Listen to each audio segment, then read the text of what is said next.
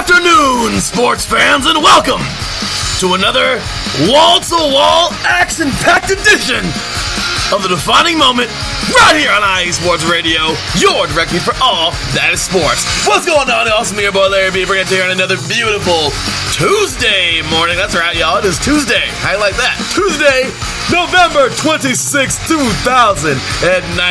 And here we are yet again, back for another edition of three and out of the defining moment. And boy, do we have a lot of 3 and out to come. One tonight, one tomorrow afternoon, and tomorrow evening, all over the place, y'all. Oh, it's time. Thanksgiving and football just go hand in hand. Anyway, with that said, talking about today, Rivalry Week number 1 is in the books. Shout out to my beloved USC Trojans. Fight on, USC. Rivalry Week number 2 is coming at you. We got so many good games, especially, well, maybe not so good anymore, but the Iron Bowl, just so you know, is on the way. But anyway, regardless of that, all bunch of fun stuff in the Pac-12, the Duel in the Desert, the Civil War, the Apple Cup, and plenty more, y'all. So with that said, we are also going to be talking about some NFL coming your way. Well, Week 12 is in the books. Week 13 is coming your way. The playoff picture is looking nice, and it's looking awesome right now. Teams dropping, teams coming up, and teams, we don't even know if they're going to stay there. So, we got that to talk about today. We're also going to be talking about La Liga. We have a battle at the top, and guess who? Just take a wild guess who's at the top of La Liga. I'll let you think about that. Anyway, in Serie A, I am very proud of my team, Inter Milan, because it looks like we're going to be going heads up with Juve, so that's going to be pretty dang fun, hopefully for the whole season. Also, talk some NCAA hockey. Honestly, it's just heating up, y'all. It may be a cold game on the ice, but the competition is just heating up in college hockey, both women's and men's. Also, talking some NHL hockey. Ducks, so-so, but I'll tell you who is doing good right now. Well, actually, we'll say that for the segment. But also, we are talking some NBA. How about them Lakers, baby? They're on a tear, and I'm loving every moment of it. Also, Formula One, the Abu Dhabi Grand Prix final race this season. Well, it's just the drive on Sunday is all it is, because the season has been decided. Regardless, we will be talking also some UEFA Champions League coming your way. 2 more games up in the group stages. As a matter of fact, a couple just got started right now. Also, College Cup going to the 3rd round. Women's College Cup going to the quarterfinals. Flamengo has done something that not a lot of teams have done. They have won the Copa Libertadores as well as the Brazilian League. Congratulations to the team who wears red and black stripes in Brazil. Also, talking plenty of NCAA basketball competitions heating up there as well. We have some champions crowned in the NHRA as well as in NASCAR. Kyle Busch got that thing done, man. Looking pretty good there. Also, conference championships are in the books, or actually coming up in NCAA volleyball, getting ready for the tournament. Selection Sunday coming your way. And also, well, Ortiz Wilder 2. Oh boy, that's going to be fun. Anyway, you are tuned in live to the defining moment right here on IE Sports Radio, your direct feed for all that is sports.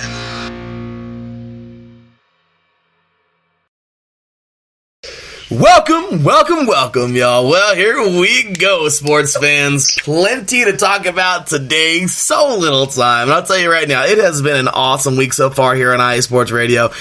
And the fun is just beginning. Yesterday, Mr. Phil Jones started off the week with the Unfiltered Truth. And after that, we had, of course, Mr. Terran Rodriguez, who is joining me here today, of course, talking some volleyball. Plenty to get into. My gosh, man. I can't believe modern day. I mean, there's such a powerhouse in football. The volleyball team is slipping a little bit, which is kind of crazy. Usually that entire school is amazing. But big time, big ups, man. Torrey Pines doing their thing. And in college ball, how about okay, we'll get into that as well, into the tournament. But my gosh, the NCAA volleyball tournament is coming up. Really excited for that as well. And we just had some selections this past weekend, actually 2 weeks ago. We had the first round of NCAA Division III, Division II, and the NAIA get underway this week. And this past weekend, the FCS had their selection. Believe it or not, I'm yet to see it, so I want to go check that out as well.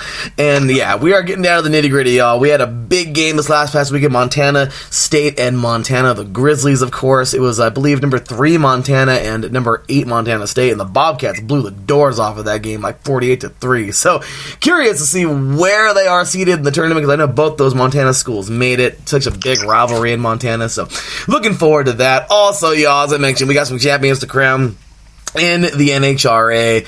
Can't believe the season's already over, but I will tell you what, I'm very happy that I finally, now things are pretty okay, and I'm so excited to be attending the Winter Nationals coming up in February right after my birthday, as well as California, the Auto Club Speedway coming our way in March over here in Southern California. So some awesome motorsports to go check out. I'm on my way to go see the Ducks in a few weeks. I'm going to go see the Lakers. I'm just going to be going all over the place. And you know what? I'm freaking happy about that. So with that said, y'all, as I mentioned, so much to get into today. So little time, of course. The football season is just rolling on. We are going to be taking a look. I'll be actually be talking about that tomorrow on College Edition, tomorrow at 12 o'clock Pacific time, 3 p.m. Eastern time. And I'm actually going to have, which is really cool, courtesy of the Corona Smiths, this guy, pretty cool cat, man. Really glad I could talk to him. I will be having on tomorrow's show a couple Corona Centennial players, which is pretty sweet, to talk about their experience getting so close. Oh my gosh, they were so close. And then there was this giant monster named the St. John Bosco Braves, who kind of, put an end to their season, which sucks. But, I was really cheering them on. Regardless, really excited for tomorrow, talk to those young men, and, of course, their future endeavors and what they've got going on, and, what they have in mind, at least, and that whole stuff there. So, big shout out to the Corona Smiths, and, of course, looking really excited for this game coming up on Friday. It may be Black Friday in the retail world, but I'll tell you something. It's certainly going to be either a black and gray Friday or red and white Friday, because Modern Day is taking on St. John Bosco yet again. They got it down in week number 8, and then here they go again now in the CIF Division 1 Southern Section Finals. Really excited to see this, man. I mean, this dude, I really want to see a performance from DJ, man. DJ, this dude is amazing. Like, seriously, I mean, you can't ask more out of a player than what this guy is able to do. I mean, he's just that game breaker kind of cat. I mean, seriously, I don't know. Honestly, I think Bryce Young and the boys might have this one locked up. I don't want to sound too premature in this one. They're just a very solid team, but I'll tell you right now, man, if I got to pick a player, of course, that's going to win his battles in this game, you can't go any further, man. I mean, DJ Oigale is amazing. This dude is about as ridiculous as it gets, and you got to see why he's the number 1 ranked quarterback in the country. The dude's huge, and he's fast, and yeah, so I'm raving about this guy, but I just want to see what he's able to do at the next level.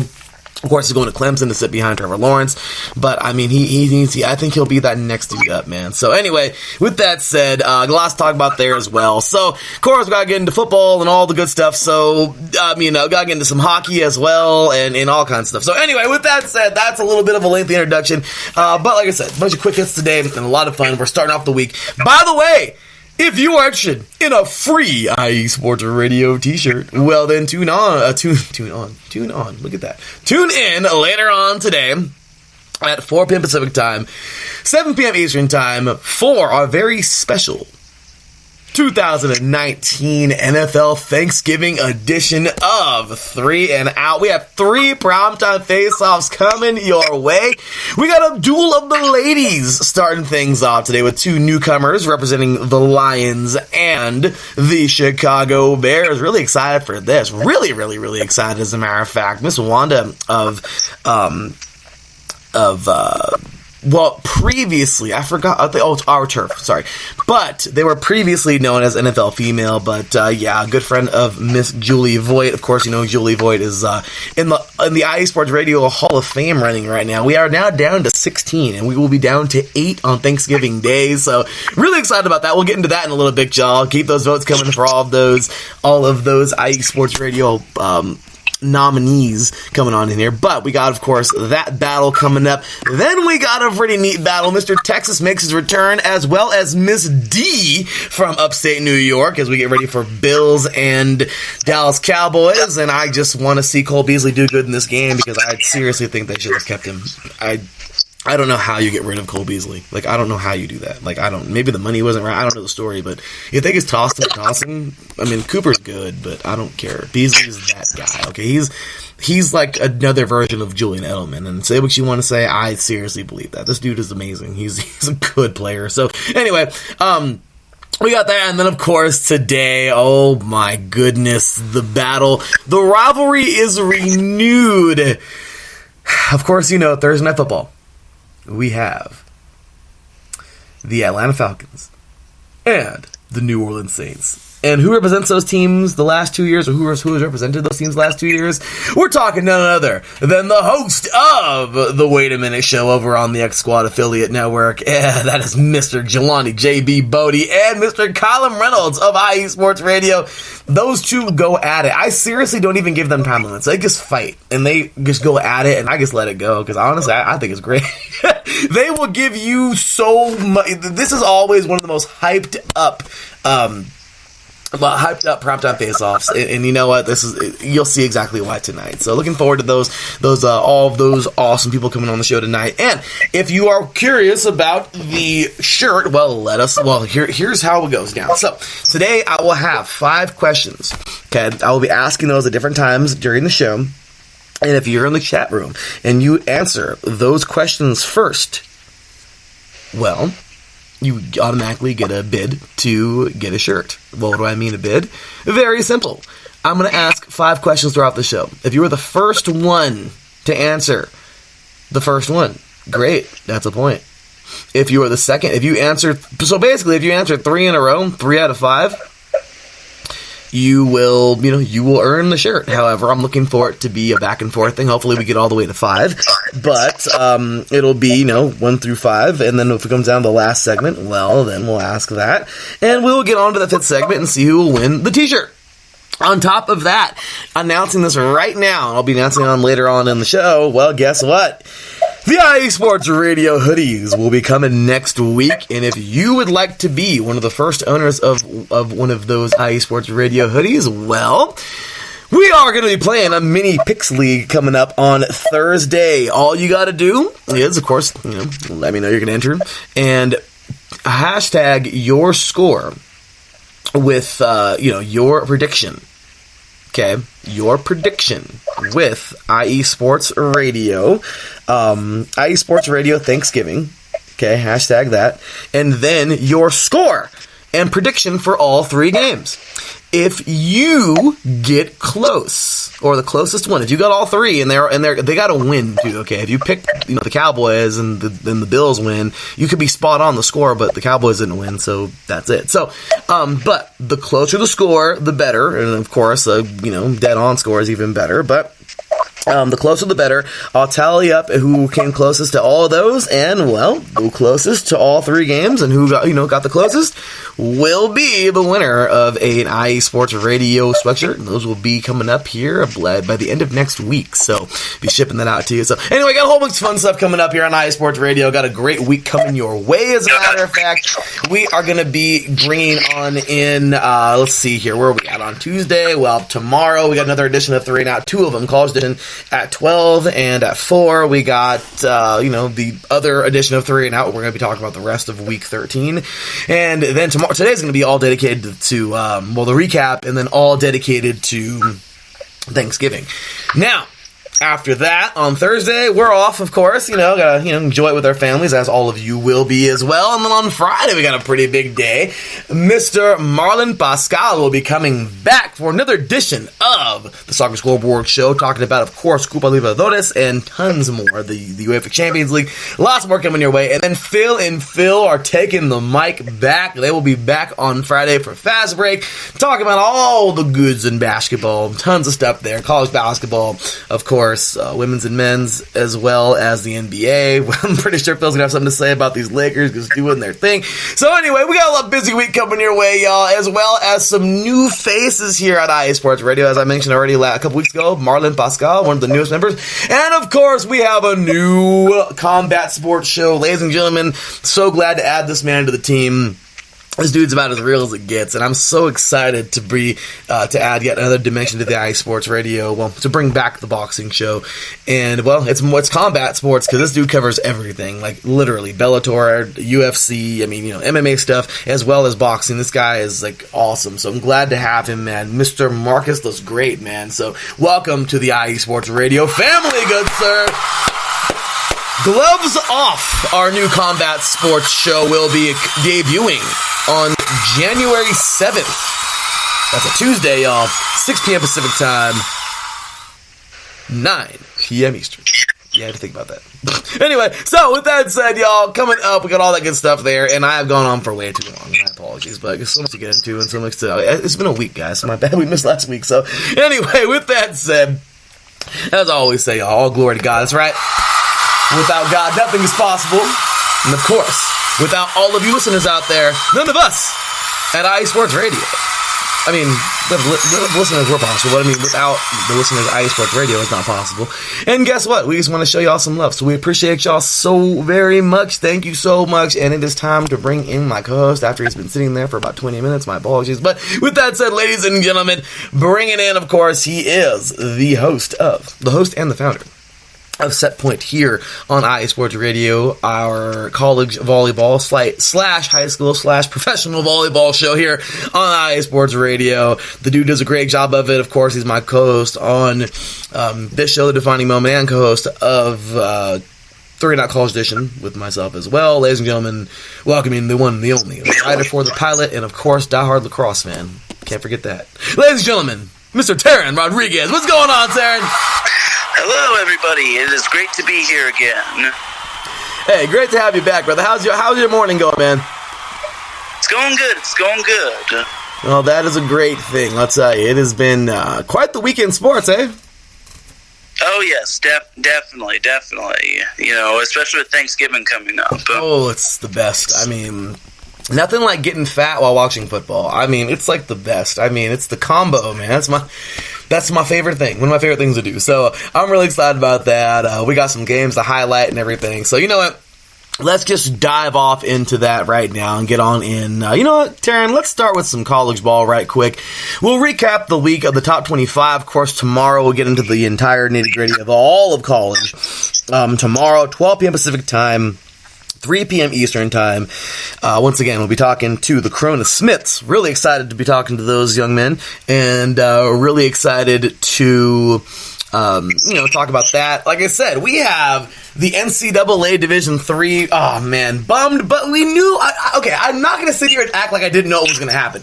But here in the Inland Empire, of course, and I was cheering on Redlands from the SIAC. But come on, they took on Mary Hardin Baylor in the first round.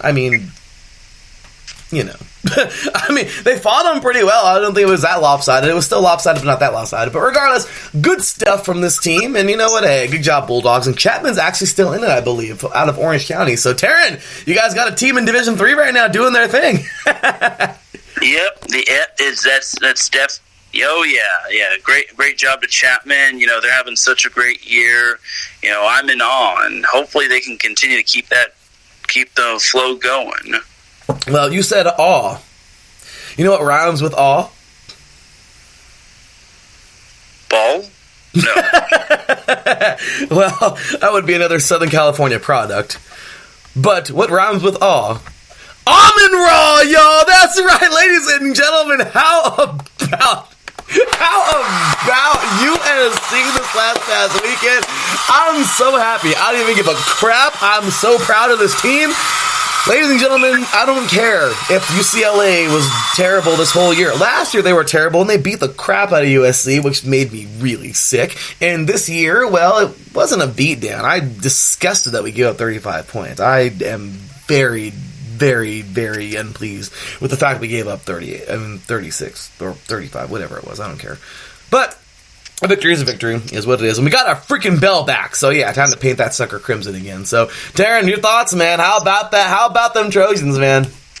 Yes, very good day for USC. I think that USC had like 4 different players have 100 receiving yards, which was very sweet. And Kedon Slovis had 515 yards for 4 touchdowns. And this dude's only a freshman. This dude is the real deal. He is the truth, man. You can't say anything better about him. Like, yeah, well, as for USC, they had 4 players reach 100-plus receiving yards, with Drake London having 142 with 1 touchdown, Amon-Ra St. Brown with 128 yards, Tyler Vaughns had 106 yards and 1 touchdown, and Michael Pittman Jr., who he's up for some sort of senior class award. He had 104 yards and 2 touchdowns. So it was a great day for USC on the air and on the ground as well, or in the air and on the ground as well. So yeah, I will say that the defense was not that good, because giving up 35 points is muy unacceptable. But, I will take a dub any day. You and me both, Taryn. I'm not the happiest guy who gave that. Remember, Taryn, I told you all about it, and some of the listeners, if you guys can still remember, for those of you who have been previously, listening to IE Sports Radio, honestly, yeah, a lot of you knew. Like, I got the craziest response from so many fans in the 2016 Rose Bowl. Remember that game? Oh yeah, between Penn State. Yeah. Darren, do you want to know how pissed off I was after that game? More pissed than when the Raiders lost to the Jets this past week? Believe it or not, yeah. Because the Raiders are trash. I love my Raiders, but it just proves yesterday that we're trash. And we're trash. That's all there is to it. We're nothing near what we need to be. The defense is a total joke. I mean, where the hell is Harris? I mean, this guy has an amazing story. I don't know if he's hurt or not, but I like him. Like, seriously. Other than that, we need to toss, like, literally almost everybody. Crosby, you're the dude. Like, you are the dude, man. Farrell, we're still waiting, homie. Like, I mean, you're good. You're good, but, we're waiting. Crosby, though, has been the guy. Like, he really has, and I'm really happy about this guy. But everybody else, man, our linebackers are trash. I mean, I don't know. I just feel like, yeah. So. Anyway, I won't digress too much into that.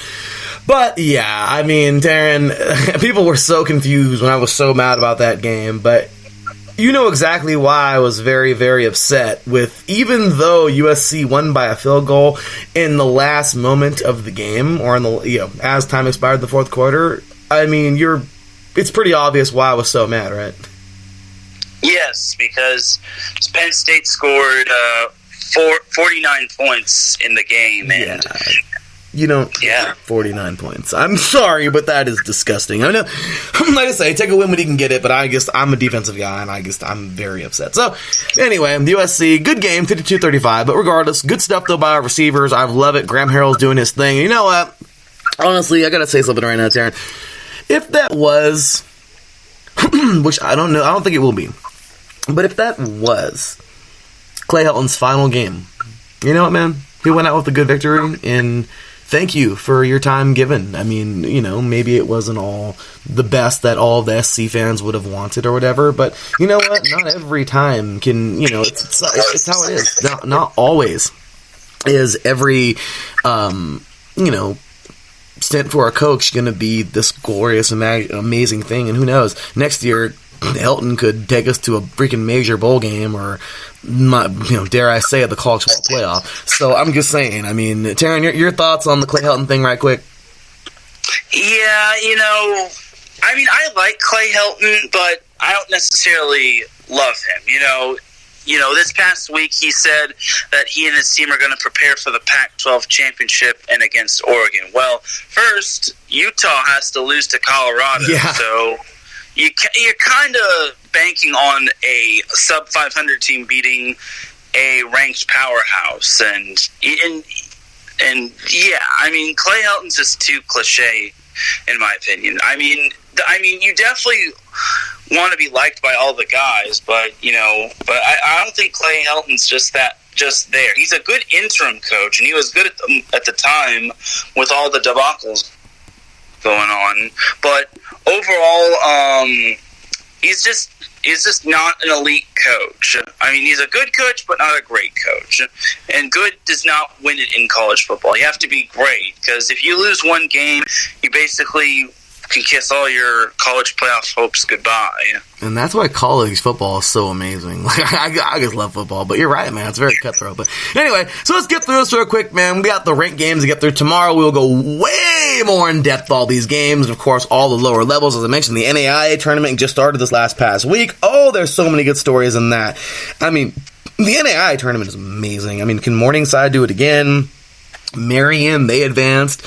St. Francis, I think, moved on. I mean, we got some really, really, really, really good games. But anyway, with that said, talking about a couple games of the day, but the first one we got to get into right quick is number 2 Ohio State and number 8 Penn State. I mean, realistically, Taryn, I'm not going to sit here and tell you that I was like, oh no, this is going to be a close game. I thought it might be a goodish kind of a game, kind of like this one. But nowhere would I wasn't going to at all ever say that this was going to be like a nail-biter going into overtime. I guess it's not that I don't think Penn State is a good, well-coached, talented football team. But what I'm trying to say is Ohio State is just a better, well-coached football team. Does that make sense to you? Yeah, I mean, again, Penn State is a good team, but when it comes to college football playoffs, you have to be great. And heck, you even have to be beyond great. You have to be amazing. And, Penn State just doesn't have the type of quarterback to win games. Now, Ohio State, on the other hand, they've been there, done that when it comes to dominating the FBS and the college football playoffs, and they've won the national championship before. So overall, I think Ohio State is just a little bit of a cut above Penn State, a cut or two above them. Yeah, and it shows, Taryn. I mean, Fields had a really good day. I mean, he had a field day. Haha, again, bad joke. Anyway, 16 for 22. 188 yards, 2 touchdowns in the day. This dude Dobbins, I am so excited. I can't wait for this guy to go to the league, man. Wherever he goes, he's going to really, really make a team better. This guy is such a good player. He's going to be like Paris Campbell, which I know some of you Colts fans are like, what has he done? Look, give him some time. He's a good player, okay? So, J.K. Dobbins, 36 carries, 157 yards, 2 touchdowns. I mean, so excited about this. But yeah, good day for them. Overall, not going to, hang around too much. Like I said, we got to move forward, of course, and we got a lot to get into. But, other than that, Minnesota, well, they won. I mean, of course, it was not like we thought they were going to lose to Northwestern. I mean, we definitely, at least I didn't think they were going to the national championship this year, the college football playoff, and of course they got their loss, unfortunately, and, well, that would kind of throw them out. But regardless, good game for them there. Let's see. Let's just take a look at some of the big time ranked games. Georgia and Texas A&M was actually a really good game. Georgia had to find a way to win this thing. The Aggies were not going to just let them have this thing. And it was a good football game. I mean, for the entire, look at this, 3-0 into the first quarter. At the half, it was 13-3. The Aggies were they had a grip on these guys. And the biggest lead was actually 16-3. In the start of the third, and it just didn't one more time it kind of got to that. It got to the same spread, but at the start of the fourth quarter. But regardless, end of the third, 16-6, and then final score 19-13. I mean, it's the SEC and Texas A&M. Gig 'em. I mean, this team is they're a bunch of fighters, and they're a very good, strong, tough team who's just not gonna, they're not gonna let anybody, push these guys around. And the best part about this team is they did it on the road too. So they're a team of fighters. I know Blake Henley's pretty excited for that. It's his team. However, wasn't a victory. Definitely wasn't the victory they wanted. Number 4, Georgia will defeat them 19-13. And then just a couple of quick little snippets. Texas just falls out, and they've continued to fall out now. Baylor just went ahead and did away with them. Not to sit here and be like, oh, the hype is over on Texas, because the Longhorns had a good year. I still, honestly, in my opinion, I still think that Sam Ehlinger and don't sit here and be like, oh, what about everybody else? I know there's a lot of quarterbacks coming out, okay? But I honestly feel like Ehlinger and him and Burrow are probably gonna be like the dudes, okay? I'm not trying to say that anybody else isn't gonna come out and be the dude either, okay? I'm just saying, right now, off the top of my head, those two guys just stand out so much. But you need a team to win it, and the Longhorns just, weren't there, so... Anyway, we had an upset. Navy knocks off number 25 SMU, 35-28. Pretty good game there. And then, once again, let's take a couple little looks here. Yeah, nothing too much more that we are not going to get into next week for sure. Tomorrow. We got a lot to get into. So, these are just a couple of little sprinkles on top that we're just going to bring up for today. And, of course, the last sprinkle on this, we can't not talk about this one. Upset complete. Down go the Ducks. Sorry, Ducks, my bad. But you know what, dude? This is Herm. You're the dude, man. Herm is the dude. Okay, I'm such a Herm Edwards fan. Seriously, I was a fan of this guy as a commentator, and now I'm a fan of him as a head coach at Arizona State. When he took that job, I was like, what the hell? Okay. But this dude's been there, man. He played in the NFL.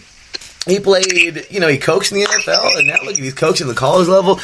He will put a team together. You guys will see. Just wait and see. He'll do it. And you know what? His guys fought for him in Tempe this past week, defeating number 6 Oregon 31-28. And Taryn, Oregon's chances are all but done. They can blow out Oregon State in the Civil War, and it's not going to do them any good. Taryn, do you agree with the fact that next year Oregon?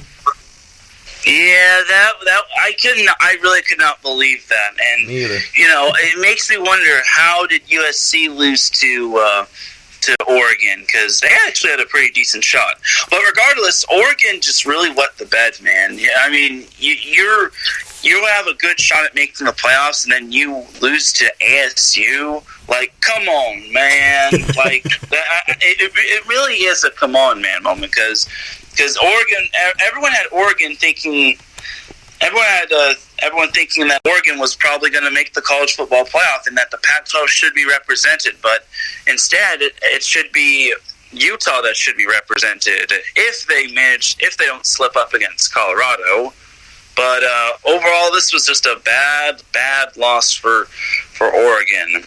It really is. They weren't themselves. They weren't, man, and Oregon just fell off. You're right, they wet the bed. You know what?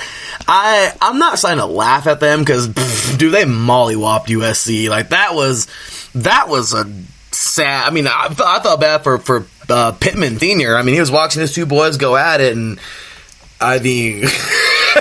there's no love. I heard that those two young men at the end of the game, I heard the Oregon brother wanted to get a hug and a picture, and Michael Pittman was like, "Nah, dude."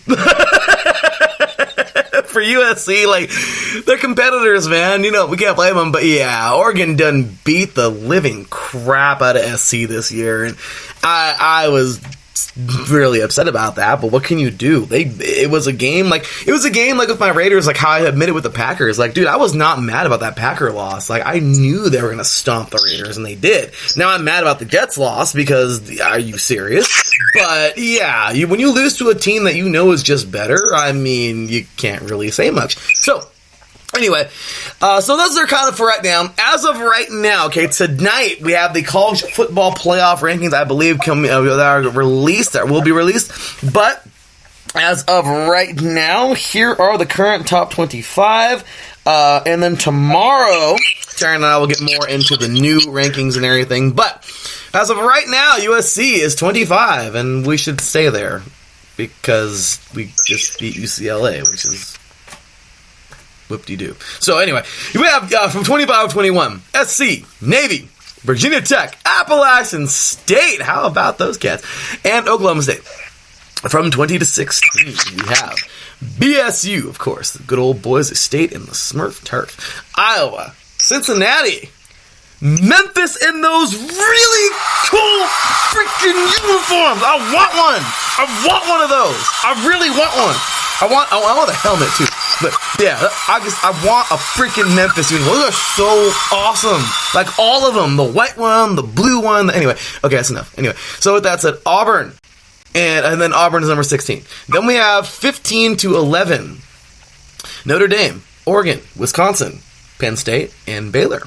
Then we have from 10 to 6, Michigan, Minnesota, Florida, Oklahoma, and Utah. Well, I guess we can just go into the whole way they do it with the college football playoff show. But so from 1 to 4, right now, if the playoffs were to start tomorrow, it would be LSU number 1, Ohio State number 2. Well, it'll be changing this afternoon. Clemson number 3, and Georgia number 4. The only win-loss team in all of those is of course Oregon. The only undefeated teams right now in the playoff are LSU, Ohio State, and Clemson. So yeah, I mean, I said it like there was like a whole bunch of spots, but yeah, out of the 4, 3 of them are undefeated. Then we have Alabama looking in, and let's just be real. Thoughts and prayers are, to Tua. I just really hope that he's heals up and that he's okay, and that everything's good. But it sucks that everything happened to him. He got a bunch of injuries at one time. So my thoughts and prayers with your brother. Come back and get back to life first, and then get back to football, man. God willing. But yeah, I'm not gonna count out Alabama, but I'm definitely not going to count them in. Let's just say it like that. And then we have Utah, currently number 6. So those are the first 2 out, Utah and Alabama, and then LSU, Ohio State, Clemson, Georgia. Now, judging on tonight, I honestly don't think we're going to move around too much. I mean, LSU looks pretty good. They're number 1 still. They look strong. Ohio State, they're still undefeated. I don't see them moving around. Clemson, they're undefeated. I don't see them moving around either. Georgia just won. So I don't see them moving around either. I could not at all see Alabama. Who do they beat? Some FCS school this week? I mean, yeah. They're not going to get put over Georgia.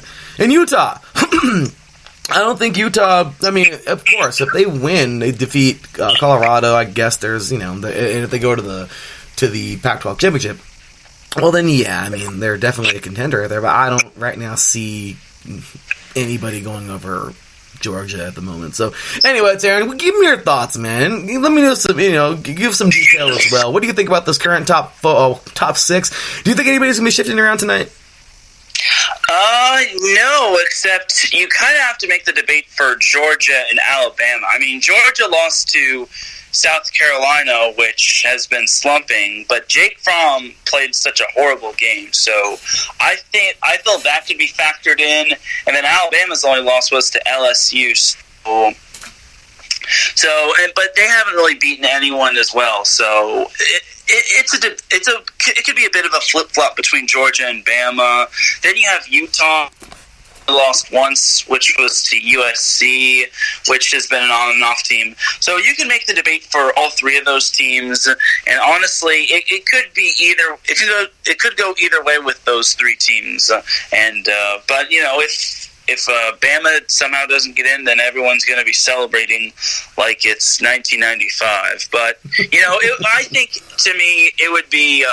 It could be Bama sneaking in as the 4th seed, because then it would be a rematch between Bama and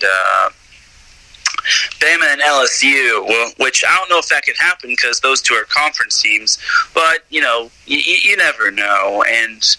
But again, if Jake Fromm if Georgia does have to play Georgia has to play LSU, then Jake Fromm needs to play better. Otherwise, he's going to get flattened like a pancake.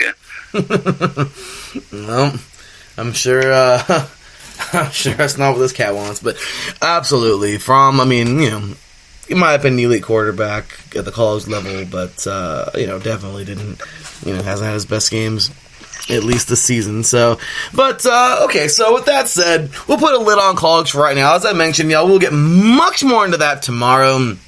We have the college football playoff to get into. We also have, like I said, the FCS The brackets are released, y'all. I haven't even seen them yet, so I'm really excited. The brackets are here for the tournament starting this weekend.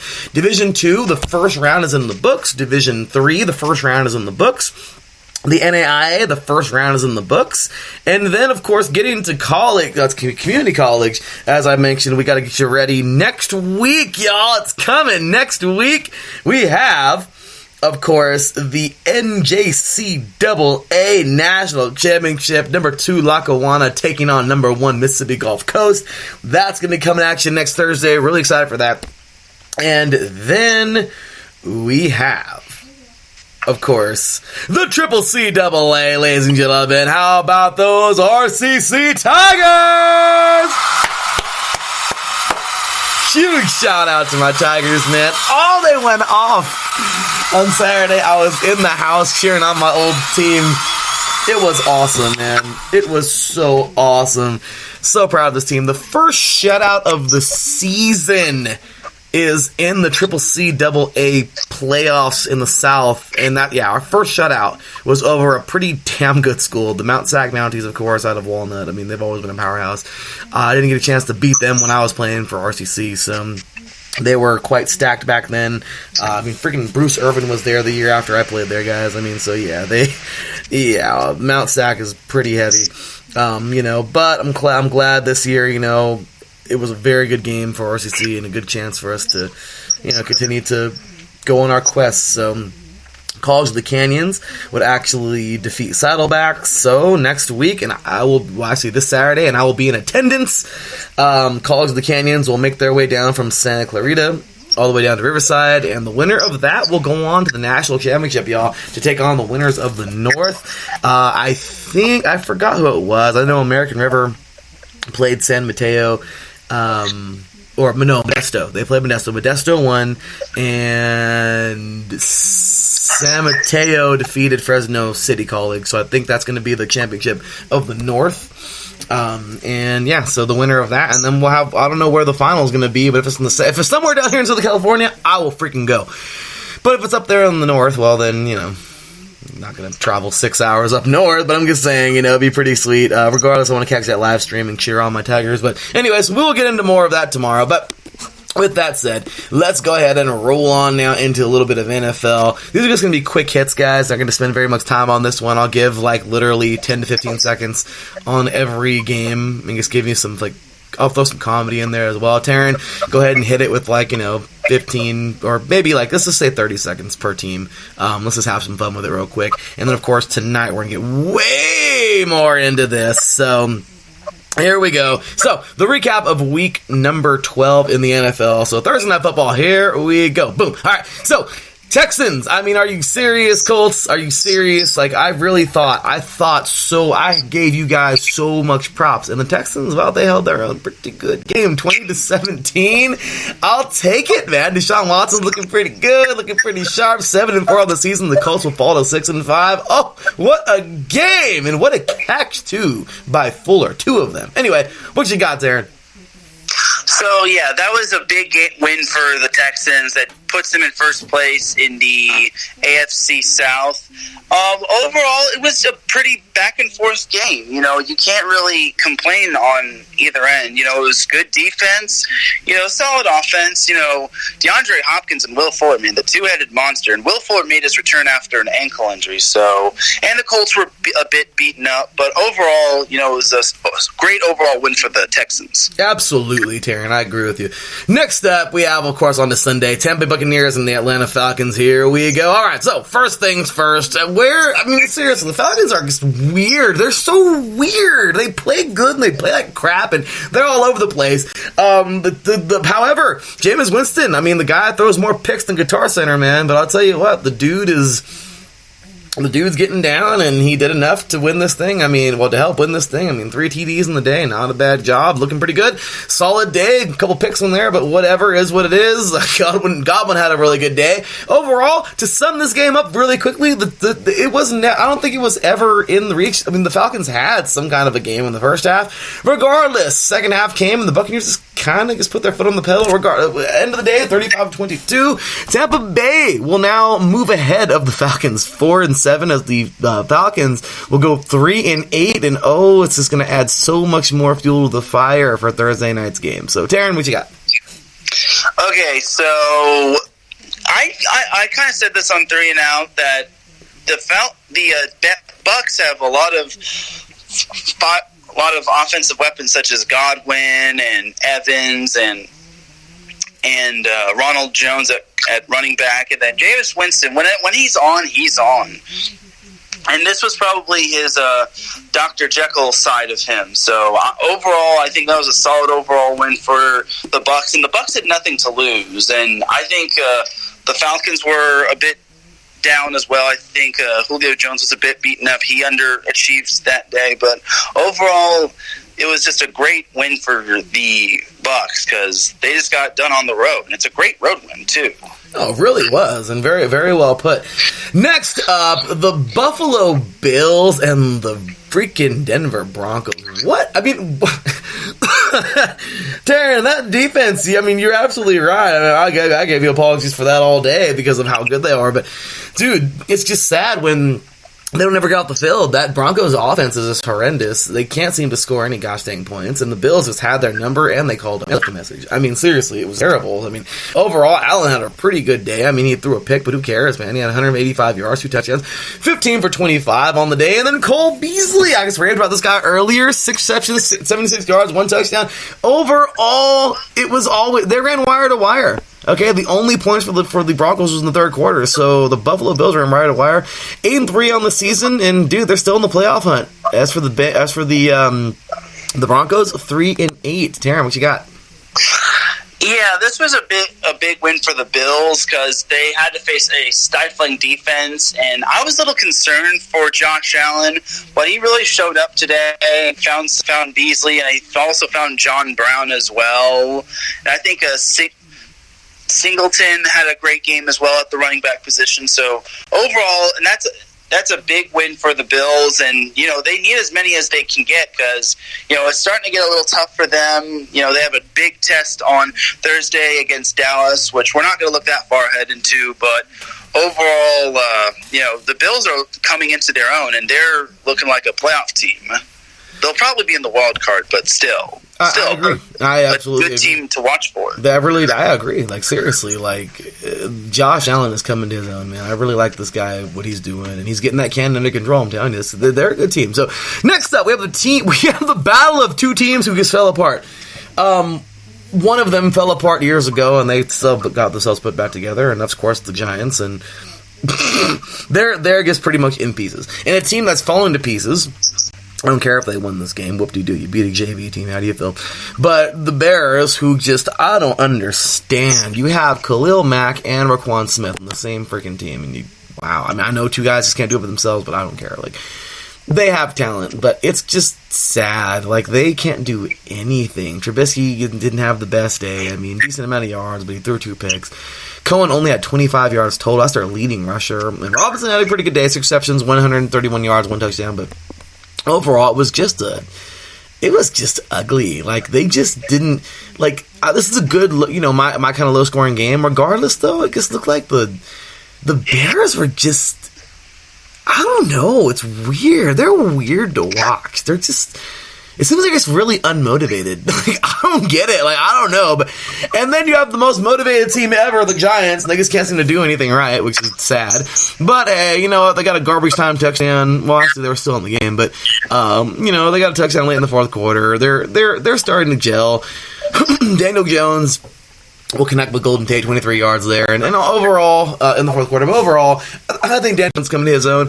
I think that he's really, really starting to, develop in his first year and is starting to really go with, learn the NFL. So, overall, the Bears will win this one. They'll jump to 5-6 in the season. The Bears are not going to the playoffs, let's be real. And the Giants, their season was over a couple years ago. So, they're now 2-9 on the season. So, anyway, Taryn. All right, so yeah, this was a weird game to watch, but the Bears did manage to come up big, and it also didn't help for the Giants that they didn't have Evan Ingram, who's been battling a foot injury, and even with the bye, he was still unable to go. So, the Bears still have a sliver of hope when it comes to the playoffs, but I don't see them making the playoffs. They just have too much offensive ineptitude, honestly, and when they are officially eliminated from the playoffs, I got a little surprise for them. Oh, wow. He's got a little Chicago Red Stars juice left from the last time he chewed them out on the defining moment a couple months ago. Oh, yeah. Oh, boy. Here we go. So, anyway, next up, Steelers, Bengals. Cricket. It was just, yeah, it was a Steelers victory. Whoop-de-doo. I don't even really know what to say about this. It was a football game. That's what this was. It was a football game. That's all. There was nothing to add to it. I mean, it was a good, it wasn't a good football game. It was just a football game. It was a team between two pretty even. Actually, it was a good football game because they were evenly maxed. We already know that the Steelers are.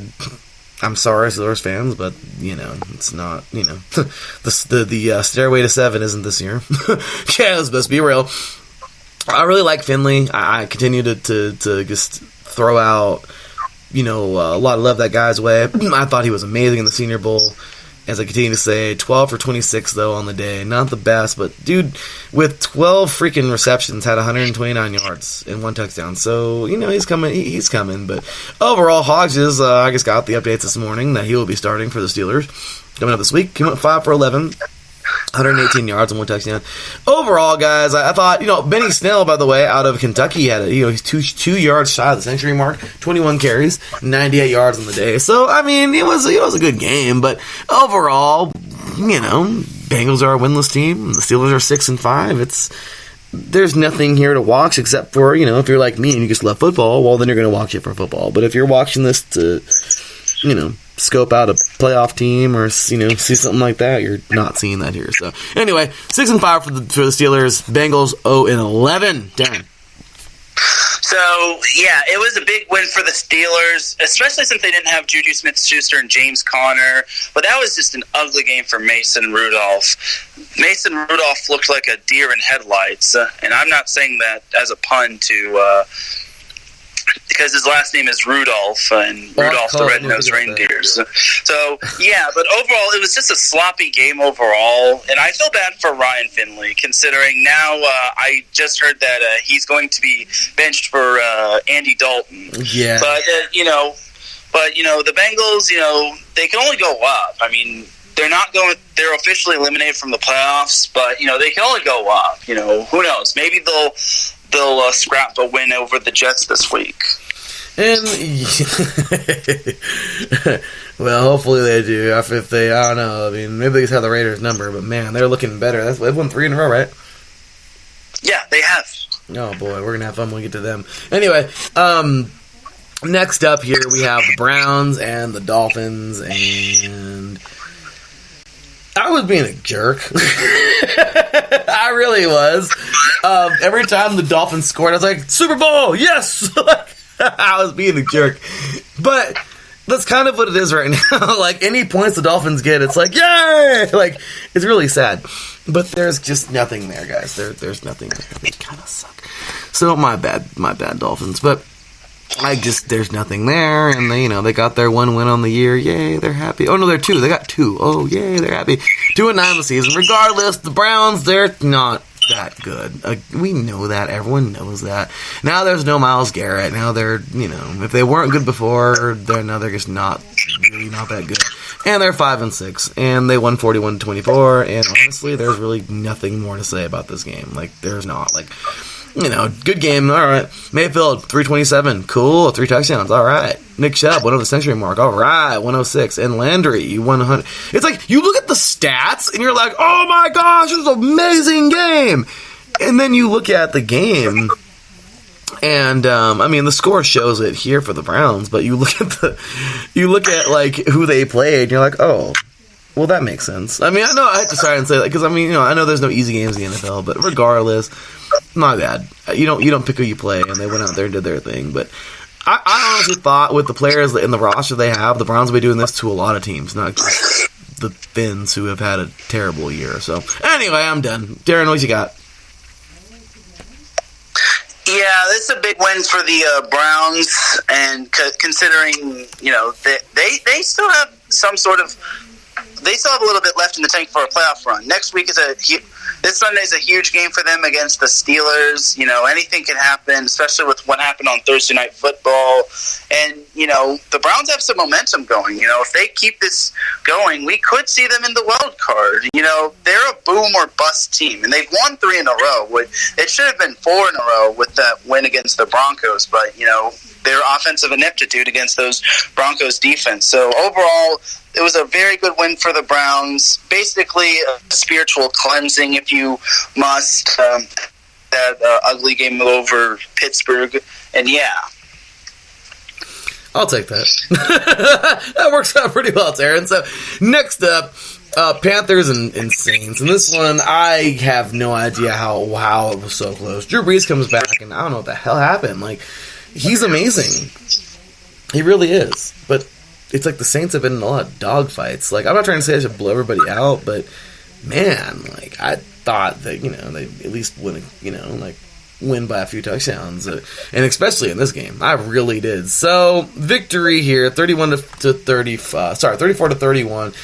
It would all come down to the boot of Mr. Will Lutz. He nails a 33-yard field goal to win it for the Saints at home, and they got it done in the Superdome. Big victory there for the Saints. They'll get it done. They now move on to 9-2 on the season, as the Panthers will fall to 5-6. And overall, you know what? I just gotta go ahead and stop being a jerk. Allen's actually having he's doing his thing, man.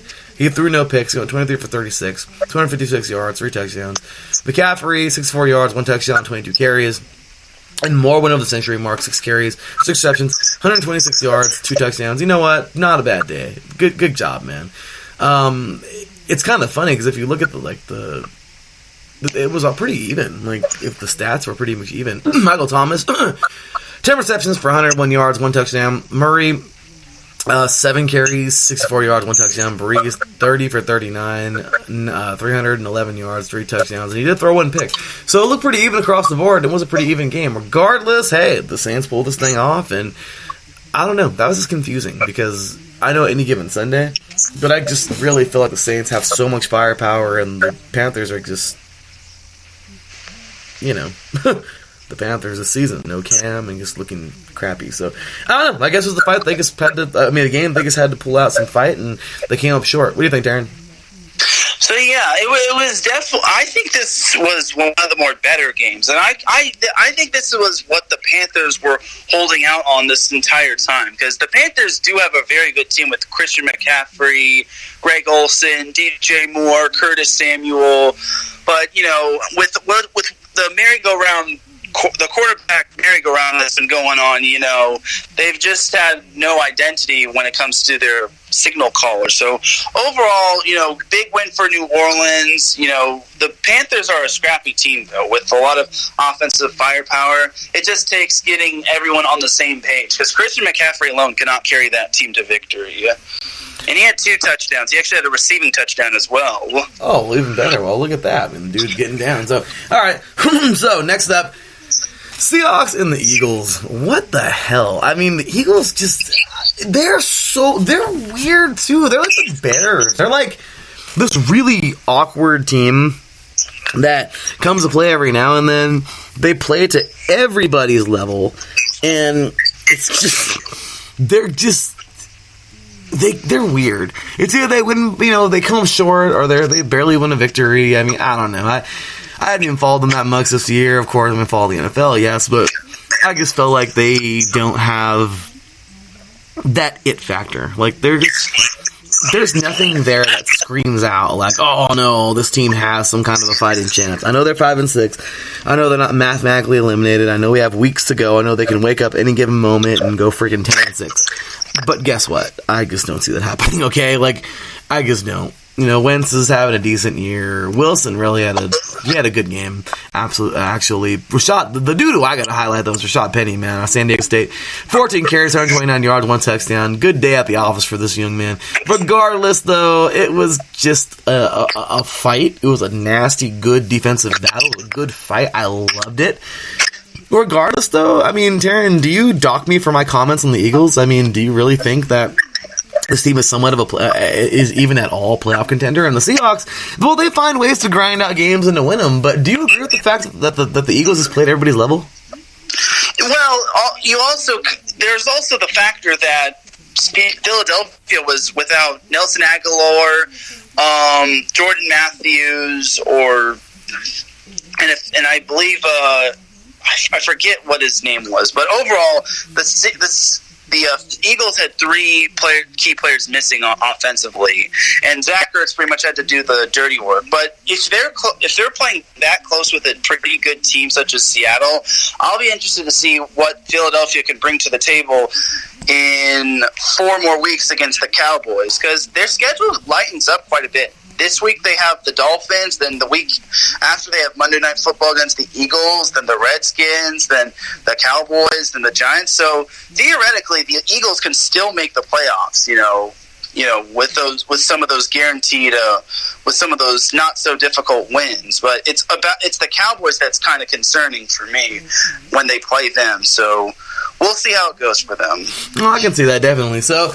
Next up, Redskins and the Lions. And this just makes me laugh because the Redskins are just crap. They've been crap. I mean, they fired their head coach this year. They've been a dumpster fire.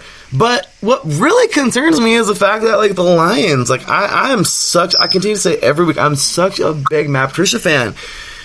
But it's they're just... maybe he's got to build this team more, apparently, because they're 3-7-1. I thought the Lions would be fighting for the NFC North right now, and they are anywhere but near the top of that thing. We know the Redskins. We know where they're going to be. But it's just, I know the injury to Stafford was pretty big, of course. But Driscoll's not having the worst day out there. I mean, he threw 3 picks. I mean, that's not the best day. But I'm just saying, I really think that the Lions just... if anyone's having a tough year, it's these guys, because they have so much talent, and it just really sucks that they have a good amount of talent with a really good head coach, and just sucks. They fail to answer the call, they really do. And this thing would come down to in the last 16 seconds, Dustin Hopkins will nail the 39-yard field goal, and there it is, boom. 19-16, the Redskins pull this thing off. The Redskins now get their second win of the year. Yeah, they're with the Dolphins now. 2-9 on the year, and the Lions fall to 3-7-1. So, Darren, what do you think, man? So the Lions kind of suffer from the same problem that the Los Angeles Chargers have. They're losing very close games. You look at their losses: 4-point loss to the Chiefs, 1-point loss to Green Bay. They have this 12-point loss to Minnesota, but Minnesota is playing really good football. The 7-point loss to the Raiders, 7-point loss to the Bears, 8-point loss to the Cowboys. So overall, the Lions are in the thick of it. But without Stafford and with Driscoll at quarterback, they have to have a new identity overall. And losing to the Redskins doesn't really help, especially when the schedule gets pretty tough for them going forward. Poor Lions.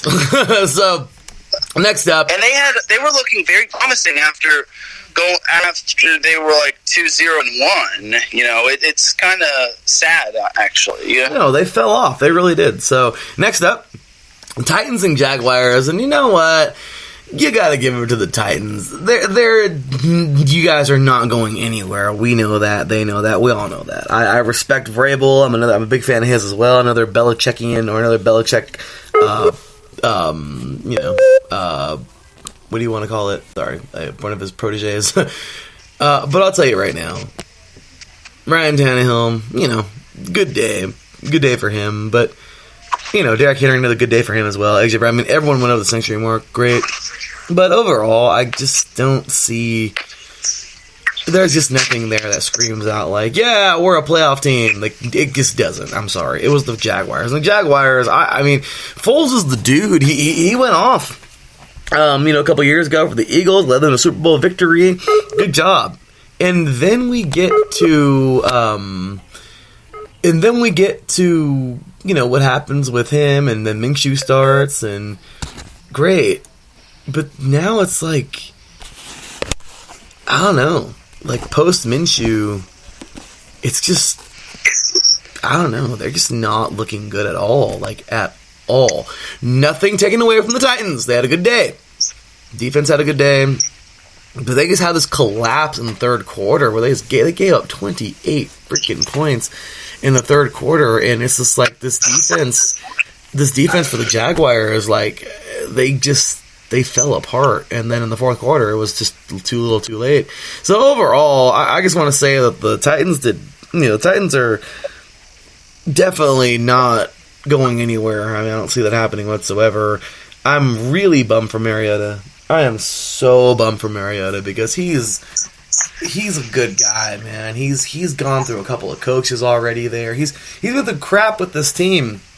And it sucks that it couldn't be that feel-good story of him jumping in and making something happen, but it is what it is, I guess. But and as for the freaking Jags, man, I mean, can these guys catch a break? It's kind of like these two teams right here. Like, it seems the Colts, they'll have their down year, but then they can catch a break and they're like better. The Texans, well, they're on one right now, but I feel like the Jags and the Titans, it's like, it sucks. Like, it's like something, like they get held back constantly. So I don't know, it sucks. So anyway, Titans win 42-20. Titans go to 6-5, and the Jaguars fall to 4-7. Just sucks. It really does. So what you got, Darren? Yeah, this was one of the more disappointing games because I thought the Jags were going to win, and if I had to describe the Jaguars in this game in one sentence, it would be, baby, what is you doing? Like, what are you doing giving up 28 unanswered points? They were down 35-3 at one point. Like, what are you doing, man? You have all this offensive potential with Chark, Fournette, Chris Conley, and Nick Foles, who is a pretty good quarterback, but you're kind of wasting that. So, and D.D. Westbrook is up there as well. But overall, it's just not a good day for Jacksonville. It's tough to say where this team is going, especially when they have a mess schedule. It's good, it's promising on paper, but with this Jaguars team, you can't be too sure with them. So, yeah. No, you're absolutely right. So, next up, how about them Raiders is getting destroyed? I mean, I thought it was hilarious. I was laughing through this entire game. I was like, this is exactly who the Raiders are. Like, don't try and sit here and tell me, oh, well, they're coming, whatever. No, this is the Raiders, guys. There's nothing there to be cheering about. The offense is absolutely exciting, but the defense is just so bad that it kind of just takes away from how good the offense is, which is really sad, but it's true. So, Raiders get absolutely destroyed. We score first, and that's the last score we would have, and the Jets just pile it on. It was hilarious to watch. Sam Darnold just doing his thing, having a great day. 20 for 29, 315 yards, 2 touchdowns. Carr just not having the best day. I mean, completion rate, not too bad, but definitely not good. 15 for 27, 127 yards, 1 interception. So, I mean, I just, not a good day. So, overall, we just looked like crap. That run defense did their job for the Jets, but overall, it was just hilarious, like, watching the Raiders just get burnt by every receiver possible. As I mentioned, I'm not going to go on a big old rant about this, but regardless, the Raiders, there is a lot of work that needs to be done. And to anybody who thinks, oh, well, yeah, be happy. Like, yeah, I'm happy that we're going in a better direction, but if you can't stop anybody, you're not going to be winning any freaking Super Bowls. So, just saying. Anyway, Darren, your thoughts, man? Yeah, that was a very ugly game for Oakland. Oakland was running a big wave of momentum. I know some of their wins. They had a 3-game winning streak, and most of those games were all of those games were 7-point wins or feel less. But that's kind of one of those games where you have to win, especially when with the wild card race tightening up. Now you have a big game against Kansas City, and you have to wonder: are the Raiders and it's at Arrowhead. So, and poor Derek Carr has not beaten the Chiefs at Arrowhead in his career. So overall, just a bad overall loss. They got stomped on, and they only produced a grand total of 208 overall yards between receiving and actually no, more than 208 yards. It's 215 yards between receiving and rushing. So yeah, just a bad loss, but for the Raiders. And I feel for you Raiders fans, because you definitely have a shot at the playoffs. Well, we got the shot at the playoffs. I just don't think we're gonna make it. I mean, just being real, there's nothing here that says. There's nothing at all that says playoff team when you have you see the offense and you're like, yeah, this is a playoff team. And then you see the defense, you're like, oh, never mind. Like it's just that bad. So anyway, Raiders will drop to 6-5 on the season. And the Jets, well, the Jets, they're on a 3-game win streak. They're looking, better these days. They jumped to 4-7. Let's see where they go. Next up, I guess the weather was ugly. I love ugly weather. Never got a chance to play in really, really ugly weather. But regardless, this is quite the game here as the New England Patriots pull off a really good win. I mean, this has you thinking, do they have Des Bryant on speed dial? It sucks. I was talking to my boy, of course, which is Alexander Gaines. And he was telling me that, it sucks. Sanu has a high ankle sprain. Harris is playing, which is great, but honestly, this is right now, Edelman's our only dude. No more Gronk. It's kind of tough. Michelle does his thing, but it's really rough right now. He says, seriously, we don't have those big playmakers that we're used to having, so it's kind of rough. The Patriots had a close one here, and as for the Cowboys, they had a lot of chances. Oh my gosh, they had chances. They had so many chances. Regardless, Taryn, I guess wasn't enough. And, Prescott, not a bad day. Brady, pretty, not a bad. Well, actually, my gosh, yeah, he didn't have that great of a day at all. But I'll tell you right now, overall, this was a pretty good football game. I really enjoyed it. The slipperiness, the wetness. I loved the challenge of the elements versus the teams. It was awesome. So good football game overall. 13-9. The Patriots will win this one at home. They jumped to 10-1 on the season, and the Cowboys will drop to 6-5. What you think, Taryn? Yeah, this was one of the more uglier games, partially because of the weather, but, both teams just couldn't get into it. I was at Dave & Buster's in Orange for a football watch party and a redraft party when it came to the Champions Round Fantasy Football League. And there were a lot of Cowboys fans who were hoping that the Patriots were going to lose, but, it sucks. It sucks for Cowboys fans, but the good news is for the Cowboys is that, they have a chance to bounce back. I think this loss is going to fuel them going into Thursday's game against Buffalo, considering that, Buffalo hasn't really beaten anyone too great, and whereas the Cowboys have been battle-tested. So we'll see how that goes. As for the Patriots, they can... But they do have matches, Texans and Sunday Night Football. So overall, it's going to be interesting for the Patriots going forward. It really is. What was that last part of the turn? You cut out so much. Sorry about that, man.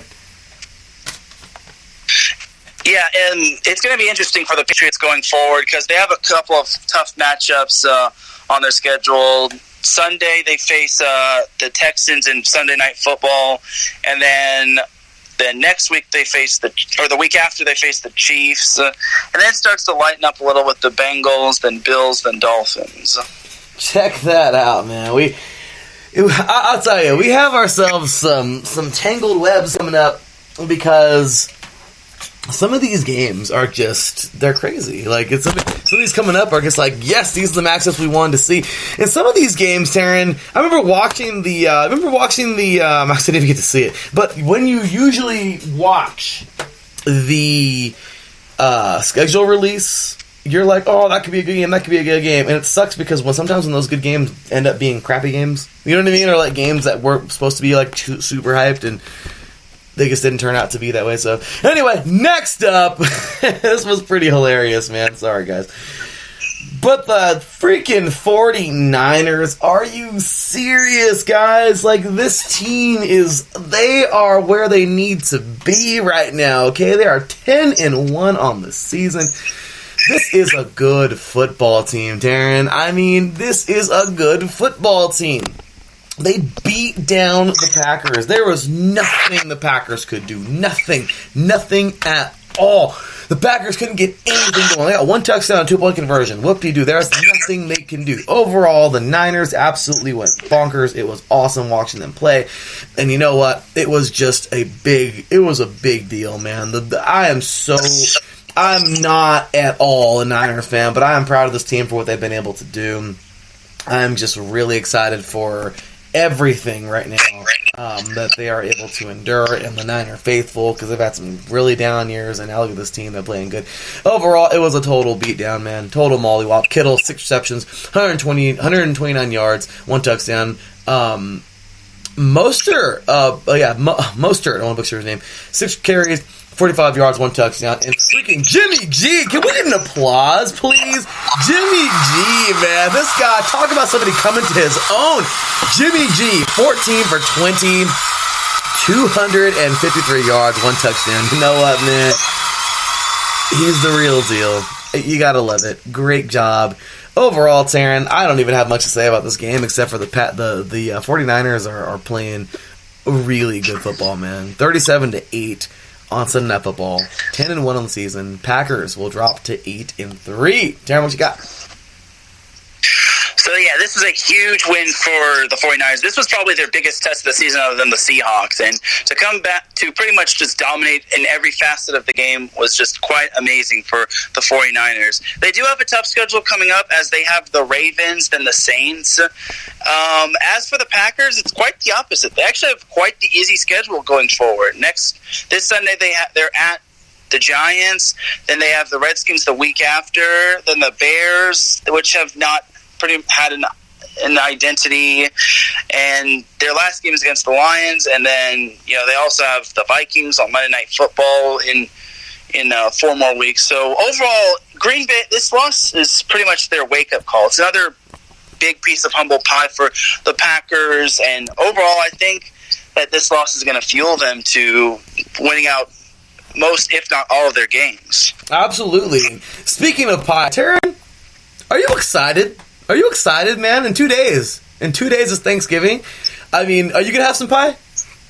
Yes, absolutely. Oh. What's your favorite kind of pie, Taryn? To me, I like pumpkin pie, and sometimes I'll like a chocolate pie. Yeah. You know, I never had and and also there's sweet potato pie. Sweet potato pie is always good, man. That is good stuff. I'm a lemon meringue guy myself, but pumpkin pie is always really delicious. I mean, yeah, we got some good pies. Some good pies coming. I'm excited for some pies, man. I don't even know what kind of pie we're gonna have, but I know we're gonna have some pie. I love some pie. And Taryn, this is gonna sound terrible, but the Los Angeles Rams got eaten like a pie last night. I'm sorry, but they did. It's Taryn. It is very it is very accurate to say that the Ravens had their Thanksgiving feast on Monday. I'm sorry, but is it not true? It pretty much is. I mean, this was pretty much Jared Goff was pretty much is not so dominant self, and he was basically in the Jeff Fisher era. It looks like the Rams were in the Jeff Fisher era because they looked completely flat on all facets of the game. They only produced 22 rushing yards, and all of them were courtesy of Todd Gurley, and one was also courtesy of Brandon Cooks, but Goff also lost a yard.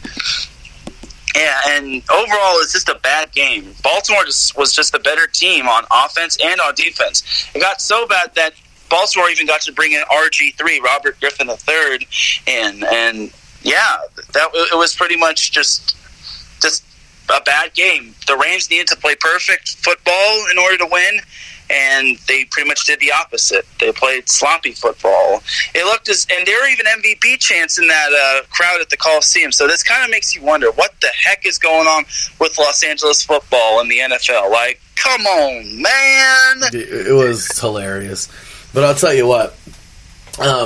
Yeah, Lamar Jackson went off. I didn't even see RG3 get in the game. My bad, dude. But I guess you can see that's how much I was paying attention towards the end of that game, or whenever he got in. Apparently, I don't want to say it was towards the end because maybe it was. But regardless, it was crazy, dude. Lamar Jackson lit up that score. I mean, let's look at the stats real quick, dude. This was insane. It was a freaking Madden game. Like, I was waiting for my TV to pause and then say you have lost your connection. Like, seriously, dude. Like somebody quit, you know? Like, so I'm not gonna say I haven't done it before, but I'm gonna say, like, that's freaking hilarious, man. Like, they got beat down. So, yeah, it is what it is. Hey, the Raiders got beat down, so whatever. I can own up to it, but... Sorry, I can own up to it. But anyway, with that said, yeah, dude, how about this, man? Look at this. Lamar Jackson, 15 for 20. 169 yards and 5 touchdowns. Ingram, 15 carries, 111 yards, 1 touchdown, and Miles Boykin, 2 receptions for 54 yards. I mean, it was just bad. Sorry, Rams, but regardless, the Rams will, the Ravens will win 45-6 as the Ravens jump to 9-2 on the season, and the Los Angeles Rams will now drop to 6-5 on the season, and that will do it for this week in the NFL. So, with that said, Tara, we're moving on into this week, and, well, I can't give my picks just yet, but for you, good sir, go ahead, man. Thanksgiving only. Bears, Lions, Bills, Cowboys, Saints, Falcons, Thursday night football. Give us your take. So Bears-Lions is going to be an interesting game. This is actually a must-win for the Bears, because if they want to have any hope of making the playoffs, playing perfect, because the wildcard teams are really good with this. I believe it was the Seahawks and the Vikings in the wild card position. So we'll see. I'm taking the Bears to win that one. You know, I think that they have a much better identity, much more of an identity than the Lions. Now, for the Bills and Cowboys, this is a tale of two teams. The Bills are having an outstanding season. The Cowboys are having an up and down season. It's basically like a roller coaster ride. It goes up and down, and you never know where it goes. So the Bills have like I said, they've had a great year, and they've got some decent wins. But consider this: most of their wins have come against the Jets, the Giants, the Bengals, the Dolphins, the Redskins, and the Dolphins again, and the Broncos, all of which are sub-500 teams. Their only game that they won, which was above 500, was against the Titans. And the Titans were up and down, are also an up and down team. And you just never know with the Titans. And they only won that one 14-7. And their losses, you look at the Bills' losses, they lost to the Patriots 16-10. They lost to the Browns 19-16. They also lost to the Browns. They lost to the Eagles 31-13. So if you consider that, you know, the Bills haven't really beaten a team that's over 500, except for the Titans. But I think they were under 500 that one. Now, if you look at Dallas, you know, Dallas has had a tougher schedule for the most part. You know, they played the Saints to a close loss, even though the Saints didn't have Drew Brees. They lost to the Packers, which has turned its season around. They also lost to the Jets, which, you know, I don't know what went wrong in that match, or what went wrong in that game. They also lost to the Vikings, which Vikings are also playing their best football. And they were in it with the Patriots. So looking at how close the Cowboys are with some of these with these better teams, I think the Cowboys will beat the Bills because, you know, I think they're battle tested, and the Cowboys definitely need to win this game, considering, you know, the NFC East is tightening up, and you just can never know with these Philadelphia Eagles. Like one day they might be playing their worst football, and 1 week they might be playing their best football. And the Cowboys' schedule is kind of gets a little look at the Cowboys' schedule. It does get a little tough considering after the Bills, it's the Bears, which, good defense, and they have contained a lot of running backs. Then you also have the Rams, which, they're trying to scrap their way into the playoffs. And then that big matchup against the Eagles, that could be what makes or breaks the Cowboys season. So overall, but once again, I am picking the Cowboys to beat the Bills. And then finally, we have the Saints-Falcons. I'm almost certain the Saints are going to womp on the Falcons. Granted that the Falcons did beat the Saints at the Superdome, but I think that was just a fluky game. That was Breeze's first game back, so I think that I'm taking the Saints to win that one. So yeah, those are my 3 Thursday night football picks. Good Bears, picks. Cowboys, and Saints. Good picks, Taryn. Good picks. I will give my final win coming up tonight. But yeah, overall, good stuff there. And well, that will do it for some football. As always, we try to speed through it, and well, we just don't succeed. So anyway, I will say this, though. I'm so glad I didn't have to deal with the Chargers breaking mine and the other 25 fans' hearts this week. Because they're on bye. Yeah, and well, they'll be back next week. So anyway, with that said, man, on to next week, and well, we will be ready for that when it comes. So anyway, y'all, with that said, we are an hour and a half into the show, and well, it looks like it might just end up being another long one, so we'll see. But let's have some fun, y'all. We got plenty more to get into today, as I mentioned. We have, that was all football. We got to find a way to shorten that, but it's just a football, y'all. You get 2 football guys together, and well, that's what happens. But anyway, we got so much more to get into in today's show, y'all. Seriously, we got, of course, some soccer to get into from around the world. We got some NHL to jump on into, some Laker news for damn sure. NBA, we got some NBA to get into. College Cup, women's and men's College Cup coming up here. One more race to go in Formula 1, the Abu Dhabi Grand Prix. We have some UEFA Champions League games going on right now. We got a big-time flamenco team to talk about, as well as a little bit of NCAA basketball, some big-time ranked games coming on up here, as well as, my gosh, we got lots more to get into. We better get going. Anyway, we got that, of course, some college volleyball coming your way as the tournament's getting ready to start up. Taryn, ready for that one, man. If you didn't catch Set Point last night, well, he'll give you a little preview, but you gotta check, well, he'll give you a little review, but you better check it out after the show. And, of course, we got to talk about the one-punch fight. Yeah, Wilder Ortiz. Anyway, with that said, we will, and not necessarily it was one punch, it just came down to one punch, as heavyweight fights can tend to do. So, anyway, with that said, y'all, don't go nowhere, because we got plenty more to get into on today's show. We're going to take a short break, and when we get back, we're going to jump right on in to some more sports. You're listening to The Defining Moment right here on IE Sports Radio, your direct feed for all that is sports. We'll be right back after this. Drivers, start your engines.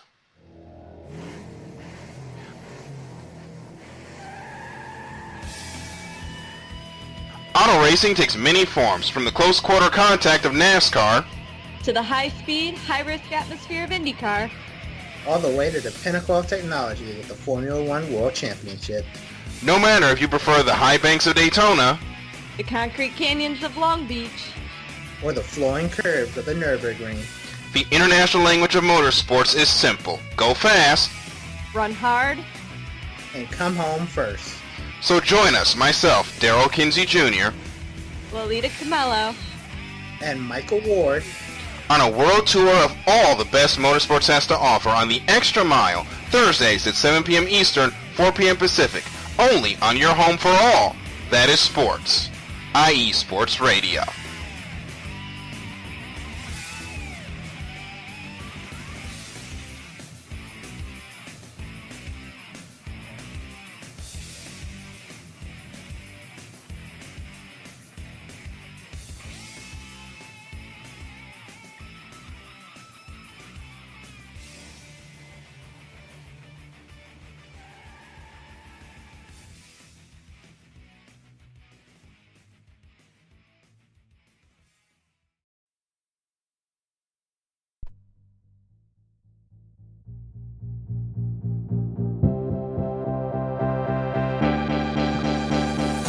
Hey guys, it's Blake Kinley. better known as H-Town Blake to some of you. Happy to announce that Bases Loaded is back in full force. We'll be bringing that high heat every Tuesday night here on IE Sports Radio. So come home, get ready, dig into that batter's box, and see if you can chase that high heat, baby. So we'll be coming to you live with all the stats, all the rundowns, all the division rivalries, and every team that's going to make the playoff push to get to that one and only October and get to the pinnacle of what baseball is, to hoist that Commissioner's Trophy when it's all said and done.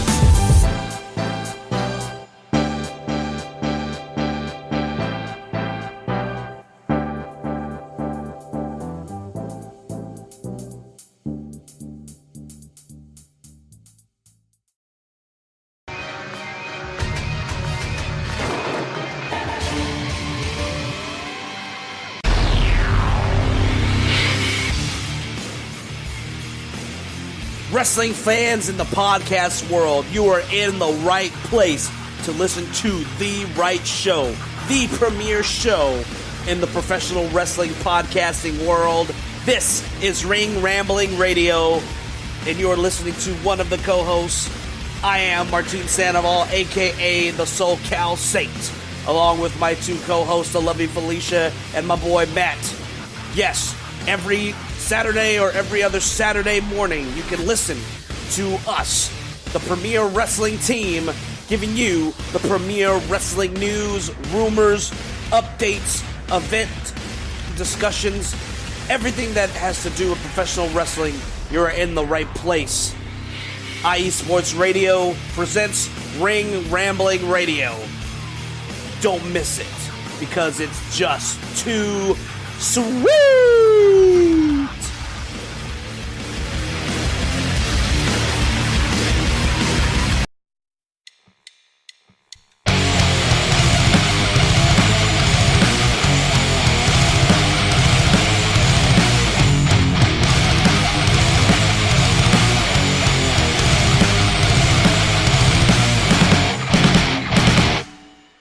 College football, and do you want to hear a college football show dedicated to all that is college football, including junior college and the CCAA and the NJCAA, the NAIA, and the NCAA, including Division III, Division II, Division I AA in the FCS, and Division I Single A in the FBS? Well then, look no further.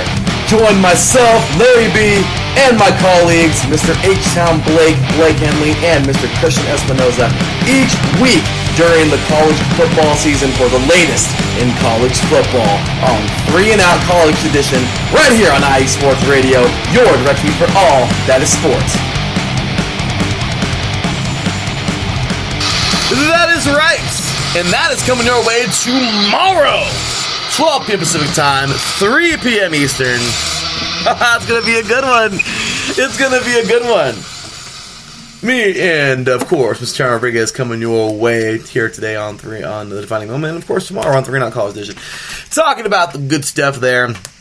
But, well, enough football, because we just literally spent half the show talking football. I know, it's always hard, but it is what it is. All right, so we're going to go ahead and jump into the second half of the show, which is going to be not football. But we're going to start things off with a little bit of an ode to motorsports, y'all, because, well, this is it. The end of the season is here for a couple of series. As we know, earlier this year, Joseph Newgarden won it all in Indy back in September, 2 months ago, and now here we are.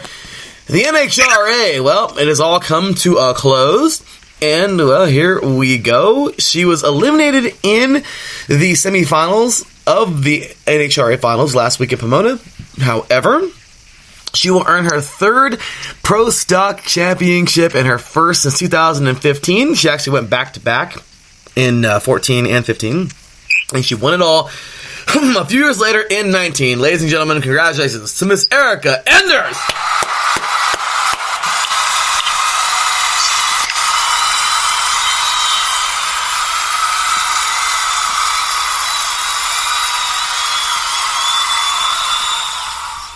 Next up, we have another champ, and, well, he wasn't too pleased of losing as well. He actually lost this one in in the semifinals as well. But you know what?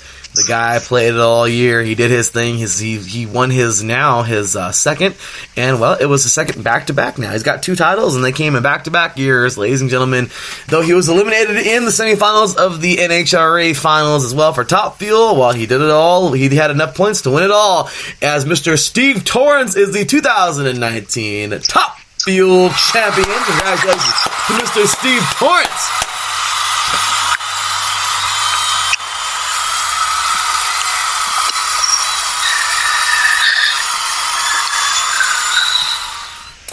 After that, we have another champion to crown, of course, as we will get into Pro Stock Motorcycle.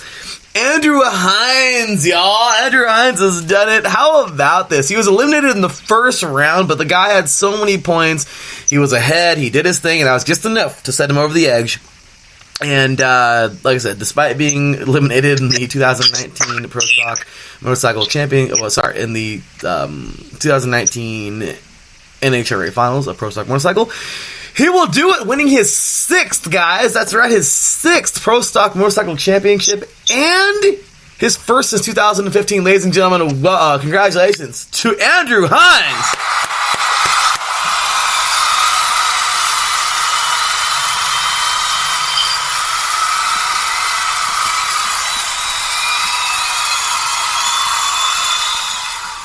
And he is a proud member of the John Force Racing, and I'm so glad this guy is a part of this team. He's a champion through and through. Bummed out John Force couldn't pull it off, but hey, you know what? It was a good victory for this guy, and I'm really happy that he was able to do his thing and get a nice victory. Ladies and gentlemen, congratulations to 2019 Funny Car Champion. He was actually eliminated in the finals. Kind of sucks. He was eliminated, literally in the final of the 2019 NHRA finals. Regardless, he won it all. This is his first championship since 2007, so this is his 3rd and his first since 2007, so he would skip a year, but it's all good. He got it done. Ladies and gentlemen, congratulations to Robert Height.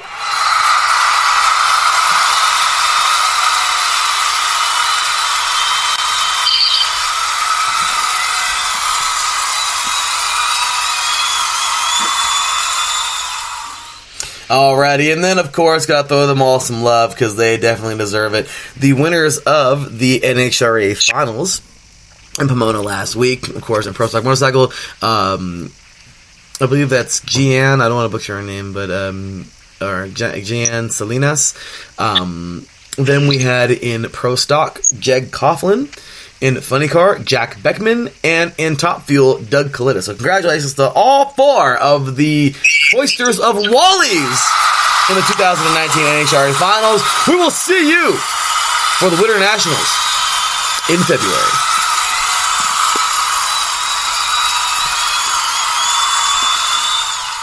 Alrighty, so with that said, the NHRA season has come to a close. Taryn, any thoughts, man? Well, I was actually going to jump into Formula One, but I will, if that's okay with you, but I would like to give a shout out to Carlos Sainz, who actually earned his first podium in Formula One. So, which was definitely huge for him. It kind of had to come at a price, but overall, it's great. It's great for him. It was a great finish for Carlos Sainz, who earned his first podium in Formula One. Carlos Sainz, yes. Sorry. I'm just as bad as Mr. Garvey from Substitute Teacher. Well, I'll tell you what, definitely, I didn't even know that for Carlos Sainz, so got his first podium, that is awesome. And, well, Formula One is all but over. I mean, we have a champion, it's over, literally, it's just done with. So, it is what it is, guys. We are on to the next level, and on to the next, pretty much to next year. We have the Abu Dhabi Grand Prix coming up this weekend. One more race for the season, as we talked about on the last show. Lewis Hamilton does it again.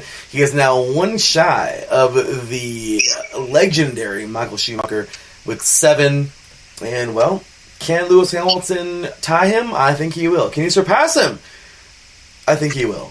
He's just a legend out there doing his thing, and looking forward to seeing what he can do in the coming years. But I see lots more Mercedes domination coming our way. So that'll pretty much do it for Formula One. And then in NASCAR, ladies and gentlemen, he dominated the race, the Ford EcoBoost 400 last weekend. I'm so proud of this guy for doing it again. Ladies and gentlemen, Rowdy 18. Kyle Busch has done it. He will win his 56th career victory and his 5th of the season. And ladies and gentlemen, he is now a 2-time Monster Energy NASCAR Cup Series champion. He won it all in Homestead, Miami for the Ford EcoBoost 400, and guess what? He does it again, winning yet another title. Ladies and gentlemen, Kyle Busch!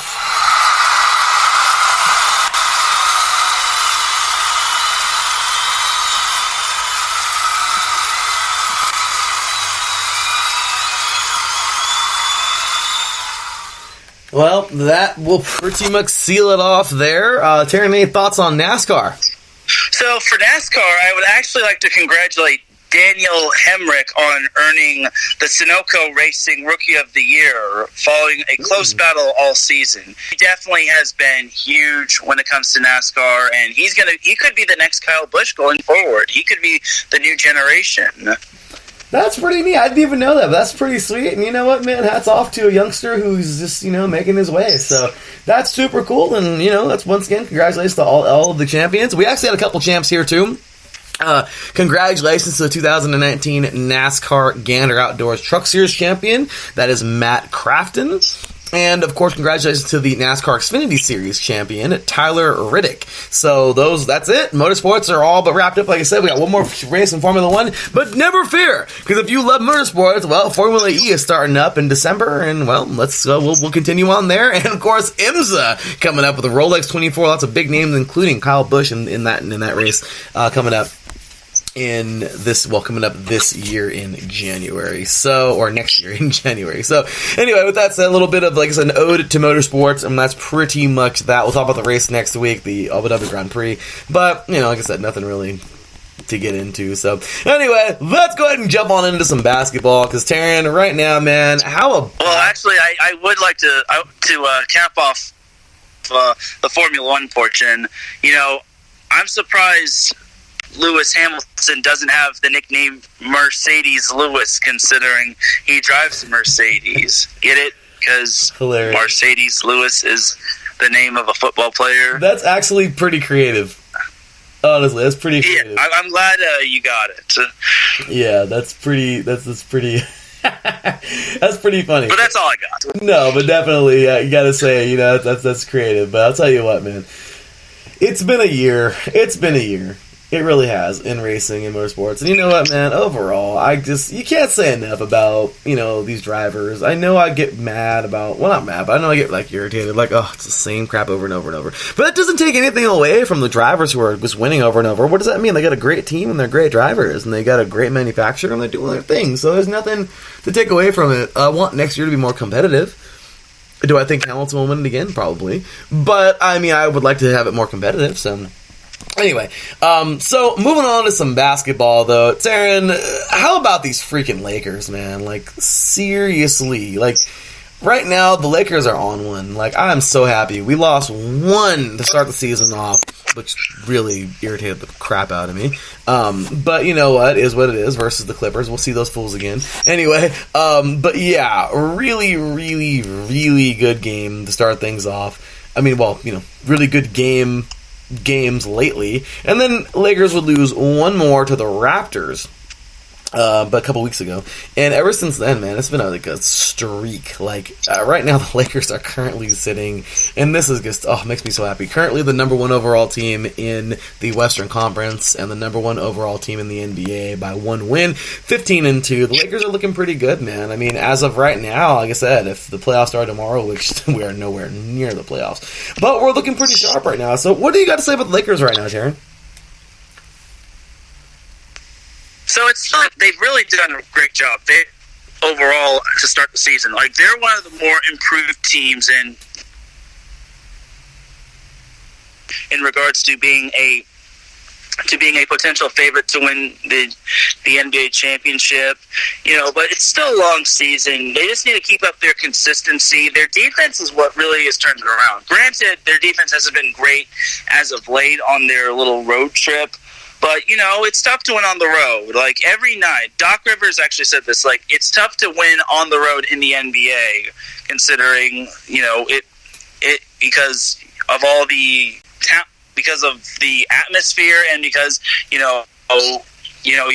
you're traveling from one place to another, and then you have to pretty much adapt to where you're playing at. So, but overall, the Lakers are doing very well, but still, it's a long season. It really is, and I'm excited, man. I really am to see these guys moving forward. As of right now, also some teams who are all over at Milwaukee. Boston kind of fell from grace, bummed out about Hayward, man, getting hurt again. But the other day I was watching these guys play the Clippers. I was disappointed in that because, of course, I'm anything but a Clippers fan. But Boston, of course, no, I'm not a fan of theirs either. But I'll tell you what, there's a lot to build on that team still. But I think the Boston Celtics are really coming to their own. But if anybody's going to surprise, or anybody going to surprise team this year, how about the freaking Heat, Taryn?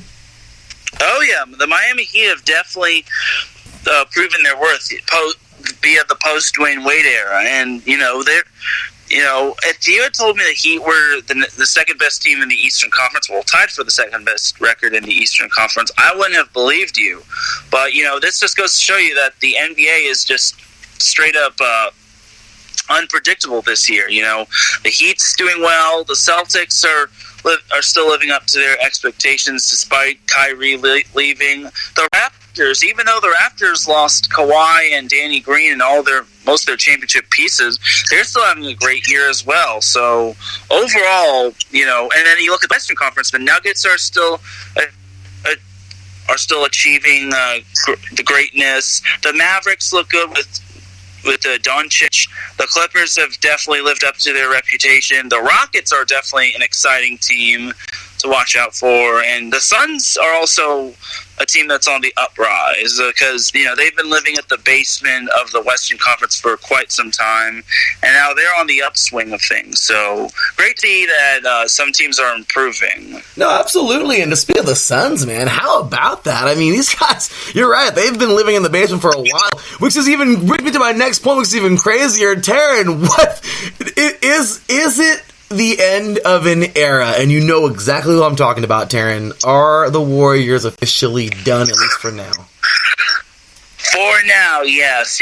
With having lost Steph Curry and Klay Thompson injury, it's tough. And it's pretty much a big rebuild.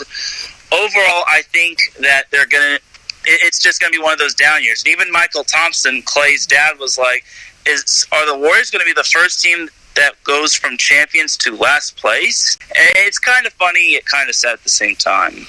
No, it really is, and I think it's probably going to happen. And it's probably going to end up happening, which is kind of sad, but absolutely. So let's recap last night, quick and dirty.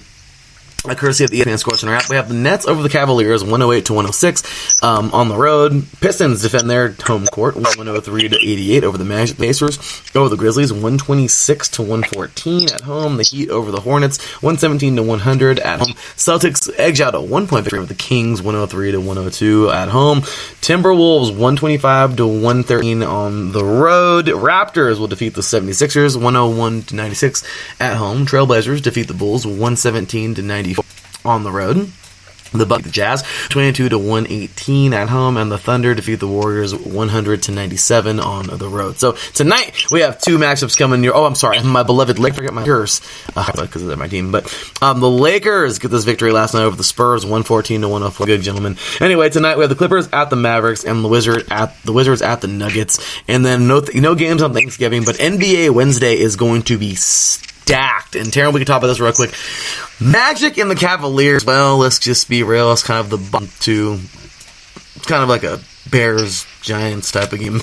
Anyway, Jazz and Pacers coming up there actually be a pretty good game. I'm just going to highlight the ones that are going to be like really, really, really good, like the ones to watch.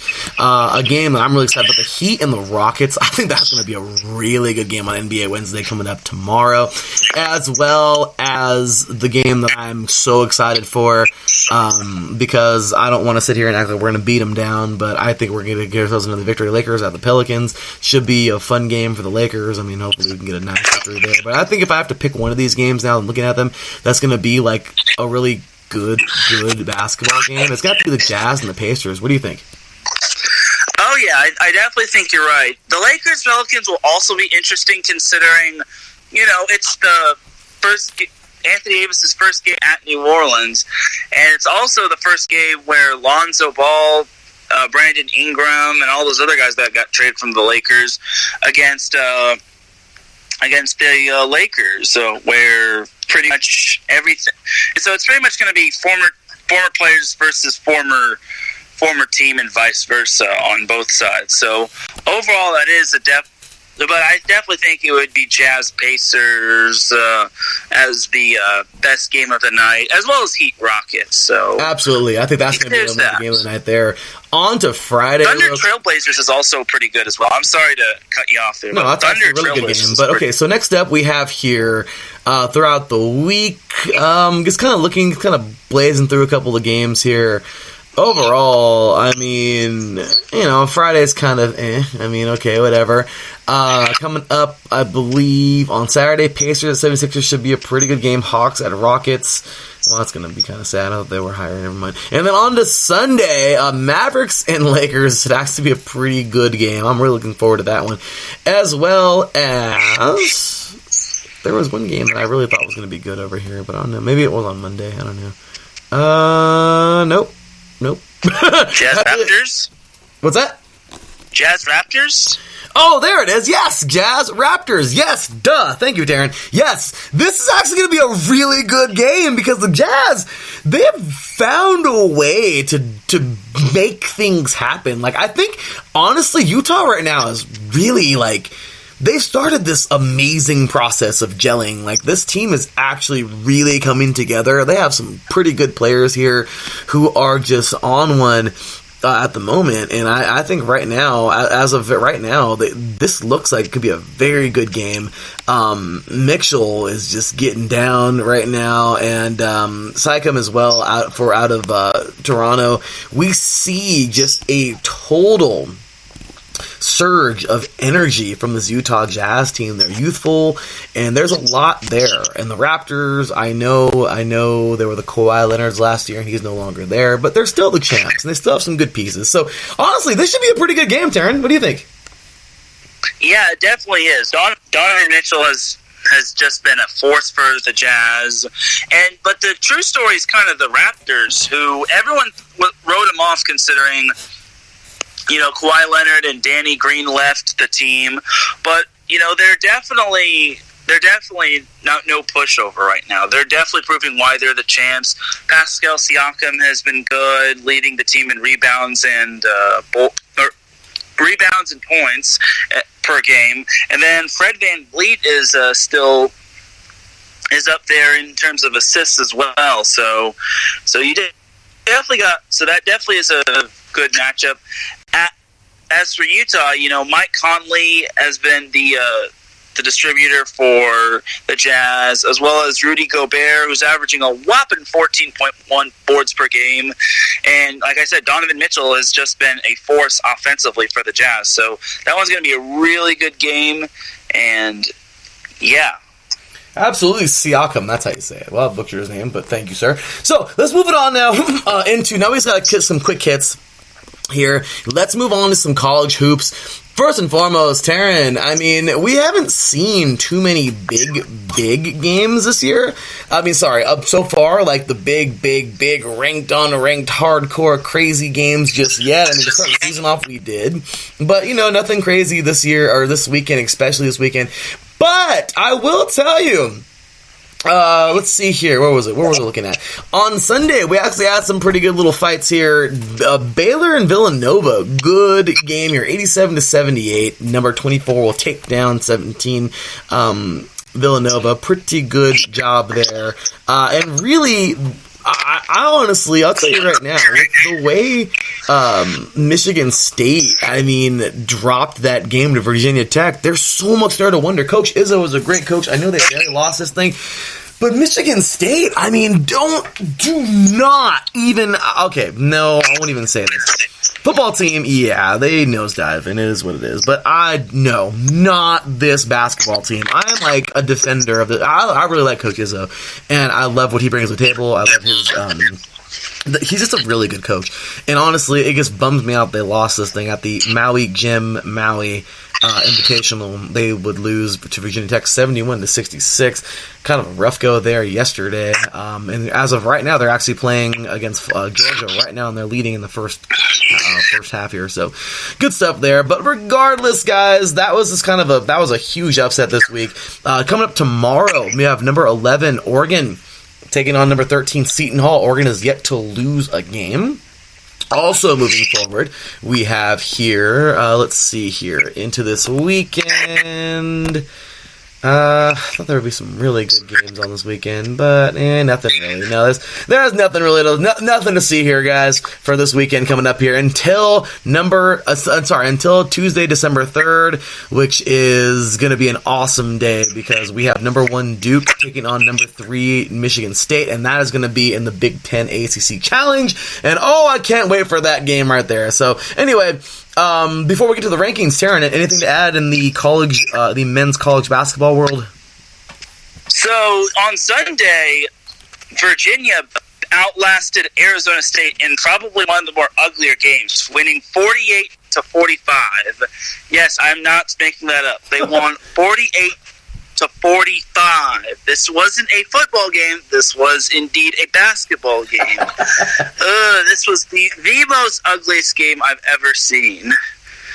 Virginia just barely outlasted the Sun Devils. It would have been funny to see the Sun Devils pull the upset, but, hats off to both defenses. I don't know if you're a big defensive guy in terms of basketball, but that's still a pretty big win.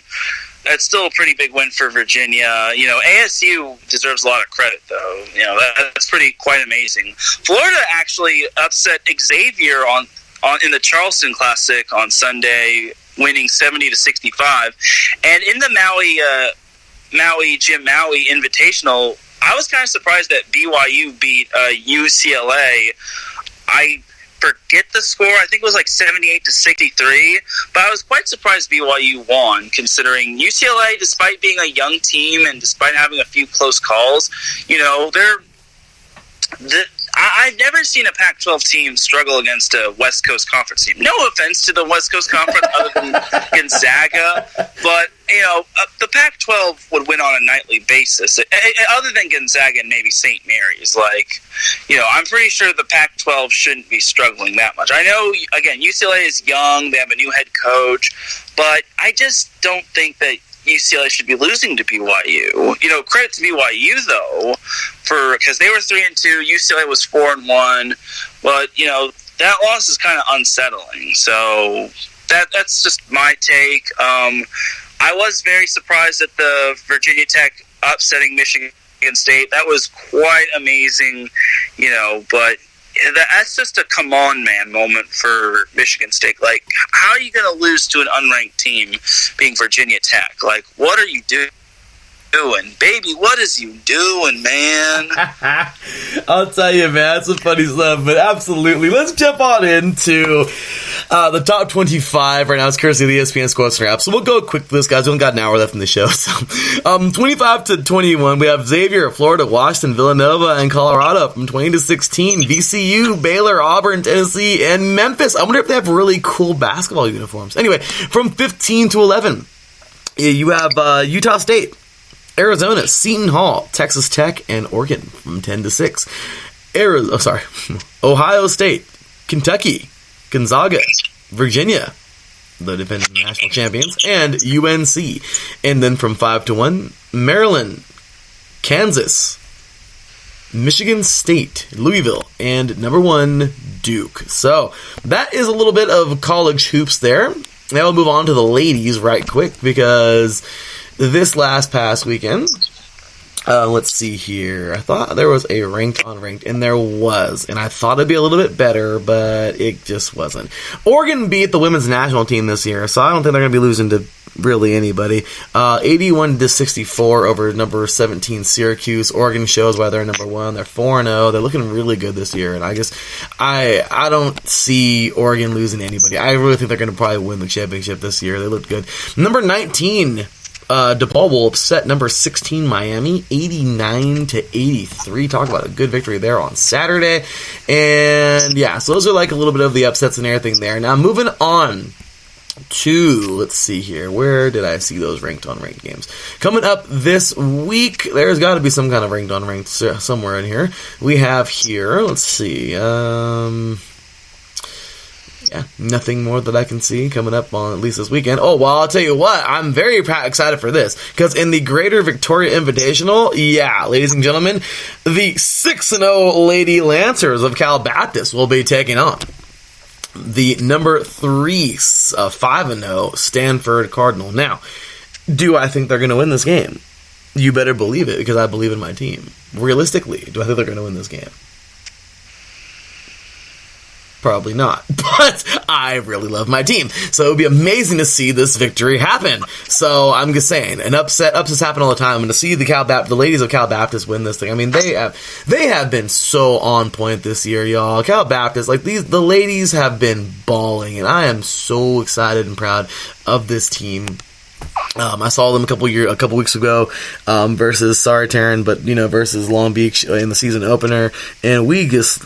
The girls look they look so strong. Like, there's really, I don't want to say there's no weaknesses, but we honor the girls look so like competitive. Like, there's so much there, and the guys as well. I mean, we took a tough one on the chin to Georgia Southern in the 2K Empire Classic on Saturday, but it's alright, we'll be back at it. Really excited, guys, because North Dakota is coming up on the 27th. I will be in attendance tomorrow night. As a matter of fact, I will be there, so I'll be there, to take on South Dakota. And then on December 4th, next Wednesday, well, it's the Crosstown Showdown, CBU versus UCR. Really excited for that battle. I cheer for both teams, unless it's the Crosstown Showdown. Then I'm all CBU. But after that, I always cheer for UCR, too. Two of my home teams here in Riverside. So anyway, with that said, coming up this weekend, let's take a look here. We have number 2 Baylor taking on number 17 Indiana in the Paradise Jam Reef Division. So it should be a pretty cool game there. A little ranked on ranked battle. Also in the Miami Thanksgiving Classic, number 17 Oregon State taking on number 19 Miami. That is on Friday. On Saturday, number 1 Oregon will take on number 8 Louisville. That is also in the Paradise Jam Island Division coming on up here. And then, we got all kinds of good games coming up this weekend. Number 5 South Carolina taking on number 2 Baylor in the Reef Division of the Paradise Jam. I'm liking this Paradise Jam. I really do. It sounds like something delicious you would put on a sandwich or on a piece of bread. But we have here number 6 Texas A&M taking on number 12 Florida State, and that is the Maggie Dixon Classic. So we have some really good ladies basketball games coming your way. Before we get to the top 25, Taryn, you want to weigh in on this? Yeah, and definitely I will be interested to see how the Texas A&M and Florida State game pans out. But, this Oregon team, Oregon team looks like they could actually win it all. I really think they can win the national championship. It's early to say, but, that one girl's, I'm going to butcher her last name, but Sabrina her last name begins with an I. I'll probably butcher it, so I won't even bother trying to pronounce it. But, that Sabrina girl is really good. She is just balling. She just has, there's no one really has an answer. And to me, I think, yeah, like I said, Oregon should be able to win, but there are a lot of good teams going on, running about, that could step in their way. So it's good that Oregon is playing some tough opponents like Syracuse, like they did on Sunday, and then they play Louisville, and then they play some undefeated teams like Oklahoma State, UT, Arlington. Those teams are undefeated. And then, surprisingly, they actually play Long Beach State coming up. So, oof. So that's all I got to say.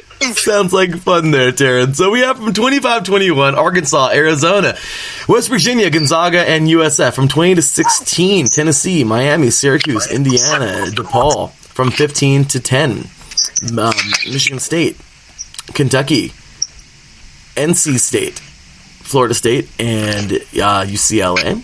Actually, Florida State and NC State are tied for number 12. Or they're both number 12, I guess. From 10-6, we have Mississippi State, Maryland, Louisville, Oregon State, and Texas A&M. And then we have here from 5-1, South Carolina, UConn, Stanford, Baylor, and Oregon. So that's a little look there at some ladies' hoops. With that said, Taryn, you know what? This is a perfect time. And we talked about some ladies' hoops. Let's talk about another hard court type of sport. I know you gave us the entire rundown last night. So, of course, if the listeners want more of that, they can jump on over to Set Point from last night. But real quick and dirty, man, we got some tournament. The Selection Sunday is coming up, I believe, Sunday or Selection Monday. I forgot which day you said. But, yeah, man, quick and dirty. I mean, well, I could take a few minutes on this if you'd like. We'll get the next segment ready. But yeah, Taryn, getting ready, man. The conference championships all but concluded, or they're getting ready to conclude, and we're coming up on this weekend, man, where the tournament is just about a week away. Yeah. This Sunday is the selection Sunday, where those. Where pretty much all the teams will find out their fate. Like I said last night, there are 25 out of 32 teams that have automatically qualified for the NCAA tournament. The two conference tournaments that will be going on are the Big Sky tournament and the Missouri Valley Conference tournament. The Big East is all but won, as Creighton leads that conference by 1 game over Marquette. The Big Ten, Wisconsin is in control of their own destiny. They just need to win at least 1 game, but they play Penn State on Friday, so that's going to be huge. Big 12, it'll be interesting to see what happens with Texas and Baylor this week. The Pac-12, Stanford's all but won that conference. They just need to beat Washington State. Washington still has an outside chance of getting the Pac-12 conference, but it's not a good chance. And the SEC, as long as if Kentucky wins out, they should be the automatic qualifier, while Florida has to apply as an at-large. That is something, man. I'm still sore. Like, I love what you said last night, man. Appreciate you supporting the Lady Lancers, but dude, I'm so bummed about the Lady Lancers not getting to the WAC tournament and not even getting the chance to get to the big show, man. Yeah, it's so interesting because they finished in the top 6 in conference, and if they, I don't remember who Utah Valley beat. It was like UT something. But Utah Valley, as the 5 seed, pulled the upset. And had Cal Baptist been the 5 seed and they played that matchup, I think they would have pulled the upset. And they would have played New Mexico tough because, as I said last night and last week, Cal Baptist is the only team to have gone 5 with New Mexico State in the WAC. So, yeah. Yeah, I believe that you said, I believe that was probably UT Rio Grande, right? Yeah, there you go. Okay, Thank I know we play them, but yeah, it's annoying, man. I'm really annoyed that they didn't get there. But you know what? It's all good, ladies. You'll be back at it next year, and I guess I'm excited for them next year. But I was really bummed that they couldn't get this thing going this year. It really, really sucks. But anyway, so awesome stuff there, and we're getting ready for the tournaments to start up now. I'm so excited for this, Taryn. It's going to be such a neat tournament this year, and it's even better now that we got a show dedicated to this. I can't wait to hear you get all into the tournament, man. It's gonna be a lot of fun. It's gonna be your version of March Madness, dude. So it's gonna be a lot of fun. It's gonna be fun, especially with the tournament and the seedings and everything. So excited to hear all this, man. So you didn't even get more into volleyball. So and I'll try to hit all of the tournaments, like the Division 2, Division 3, and maybe NAIA. But then it would be like a longer version of of 3-and-Out College Edition. But we'll see. We'll see. Hey, that sounds like fun to me. So let's go ahead and jump it on over. Let's continue with the ladies' college sports. Why not, man? And the Women's Cup is already well into the we're into the dang semifinal, into the third round. I'm sorry, the quarterfinals. So let's talk a little bit of these brackets right quick. This is courtesy of NCAA.com. Taryn, if I told you that number 1 Stanford literally scored 15 goals in their first matchup, what would you say?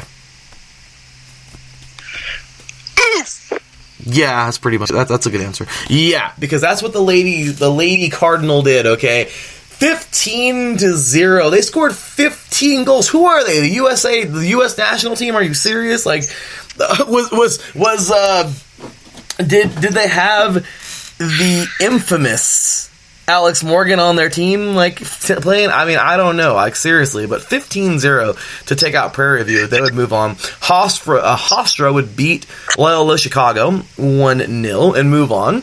We had Arizona defeating TCU 1-0, and number 4 Penn State defeating defeating Stony Brook 3-1. Number 3 Arkansas would defeat North Texas 3-0, and NC State would defeat Navy 3-0. Also, Louisville would defeat Lipscomb 1-0, and BYU would defeat Boise State 5-1. In the second round of the top left-hand bracket, number 1 Stanford will just do away with Hofstra. It wasn't 15-0, but it was 4-0. So, pick your favorite, I guess, there.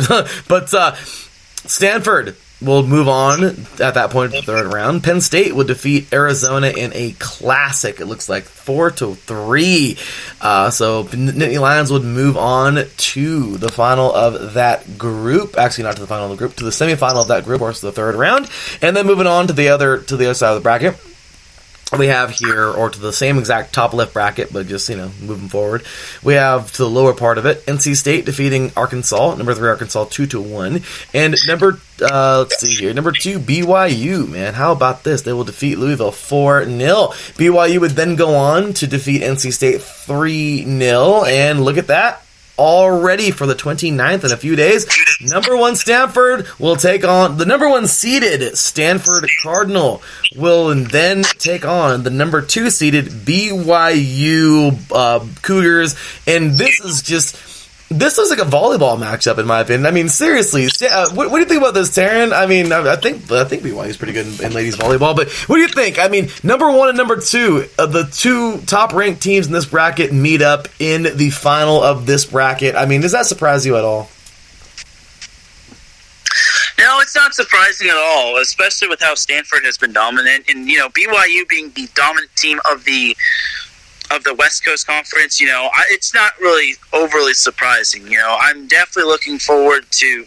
I definitely would like to see but I will say this: the Pac-12 is just friggin' amazing. You can't say enough good about it. Because UCLA, Washington State, USC, and Stanford are all in the Elite 8, which is really cool if you ask me. Yeah, it really is. I'm really excited about that. So, speaking of those UCLA Lady Bruins, in the bottom left bracket, UCLA will defeat Lamar University 4-1. Clemson will have they won the PKs, but they ultimately won it. Don't know the PK count, but Clemson will defeat Vanderbilt and move on to take on UCLA. Duke will defeat Utah 4-0. Number 3 Wisconsin will defeat Milwaukee 1-0. Number 4, Washington will defeat Seattle U, which,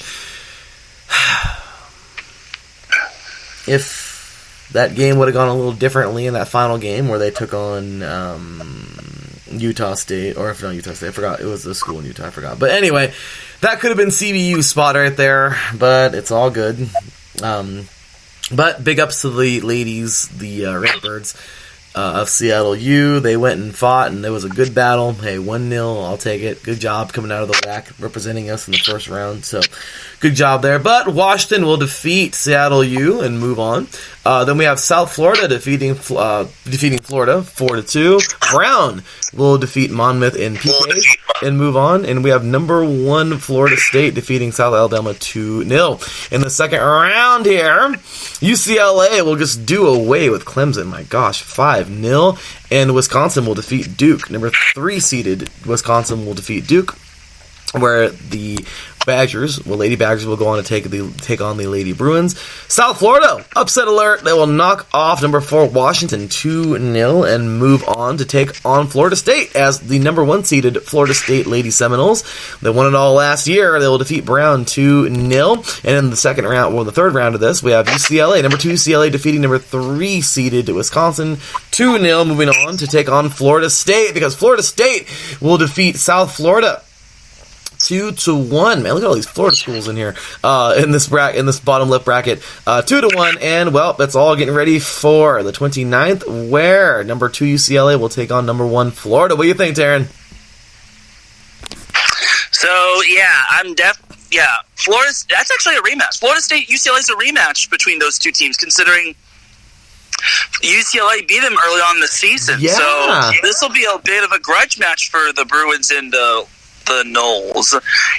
I'll be darn interested to see how that pans out, considering, can UCLA rise up to the challenge, or will Florida State get revenge? So, these are two totally different teams from the first time they met. How about that? Remember that week, Tim? We were talking about that. UCLA goes into Tallahassee and beats them, and 2 days later, the Lady Trojans going over to Tallahassee and beat them too. Yeah, the California teams took down the Florida teams. It took down the Florida team. They took down the national champion, the defending national champion, number 1 in Florida State. So, top right-hand bracket, we have Virginia. The Lady Cavaliers defeat Radford 3-0. We have Washington State over Memphis. Maybe they have really cool uniforms. You don't know. Maybe we'll see. I don't know. But Washington State defeats Memphis 1-0. We have West Virginia defeating Georgetown 2-0.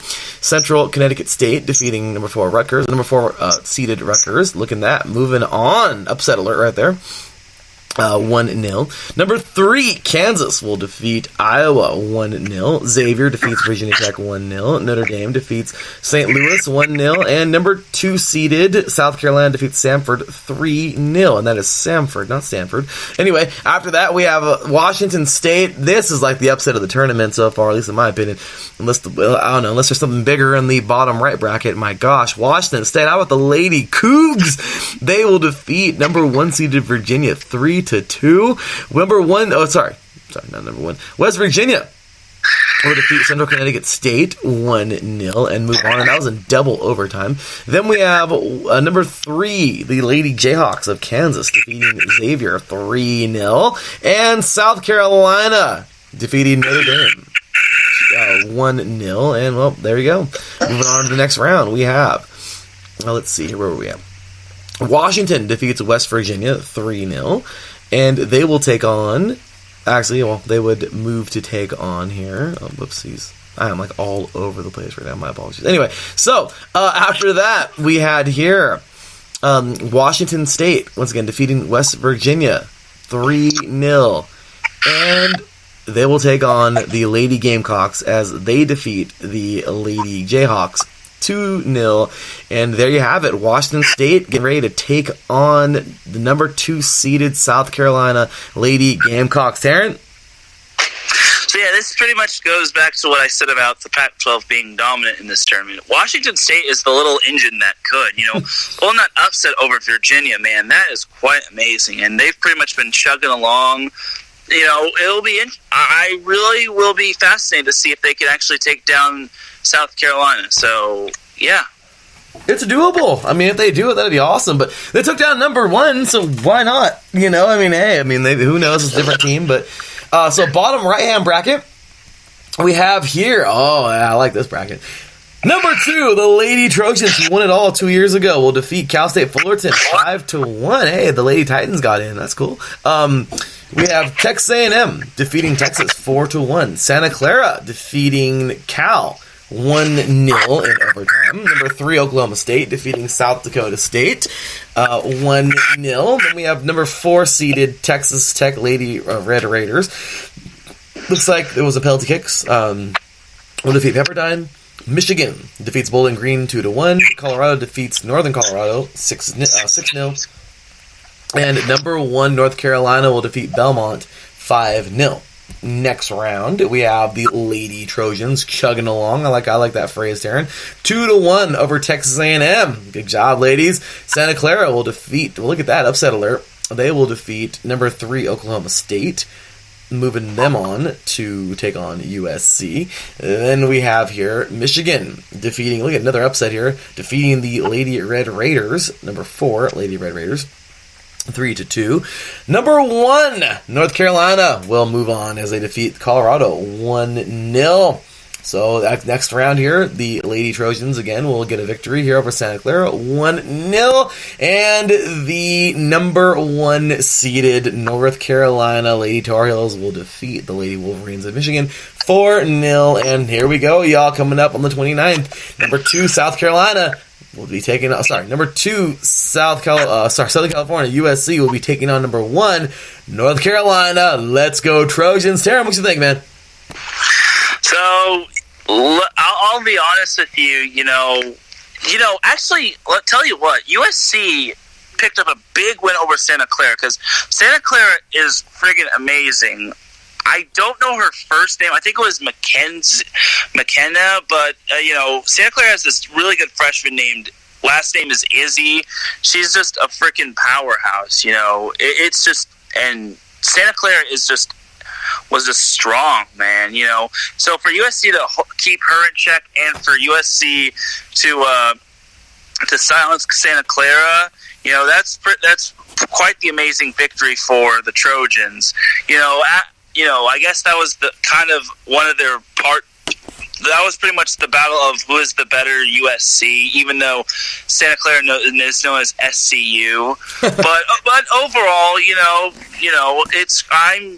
USC could actually do it. It is doable for them to possibly knock out North Carolina. That is still a big challenge, but I will say this: if Southern California and South Carolina make it to the Final Four, it'll be USC versus USC, and that should be the true battle for USC. Even though we all know who the true USC is, being Southern California. But it would be cool to have all 4 Pac-12 teams in the Final Four. That would be bananas. That would be pretty sweet. That would be awesome to see that, man. So, moving over to the Men's College Cup. They are now currently into the 3rd round, but we'll take a quick recap here. So, quick upper left-hand corner, Campbell will defeat James Madison 3-1, and Syracuse of Rhode Island 3-2. After that, number 1 Virginia. Well, there you go. Number 1 Virginia. I get another number 1 for the ladies were number 1 bracket or number 1. They will defeat Campbell 2-0, and number 16 St. John's New York will defeat Syracuse 2-1, and Virginia is now set to take on St. John's coming up on the 30th. What do you think about this, Taryn? Well, to be honest with you, I think Virginia is more than likely going to win. Yeah. But crazier things have happened, but honestly, I think Virginia is going to win that matchup. Just, I will be interested to see how that goes, but I got Virginia winning that one quite easily. I agree. I don't think it's going to be much of a... I hope it is a good game. But anyway, bottom left-hand bracket, we have Missouri State defeating the Pioneers of Denver, and Coastal Carolina, the Sweethearts of 2016 in the College World Series, defeating Arizona. Well, will they be the Sweethearts in this tournament? No. But they defeat NC State 3-2 in overtime. That was kind of cool. So they will move on to play... let's see here. They will move on. Where was I at? I guess totally messed up and lost my page. Why? Because I went forward, and that was annoying. So anyway, then we have number 9, UCF taking on Missouri State. They will win that one 2-1. And then number 8, SMU will defeat Coastal Carolina 1-0. And then we have number 9, UCF taking on number 8, SMU. And the winner of that match will take on the winner of Virginia and St. John's. So what do you think about that, Taryn?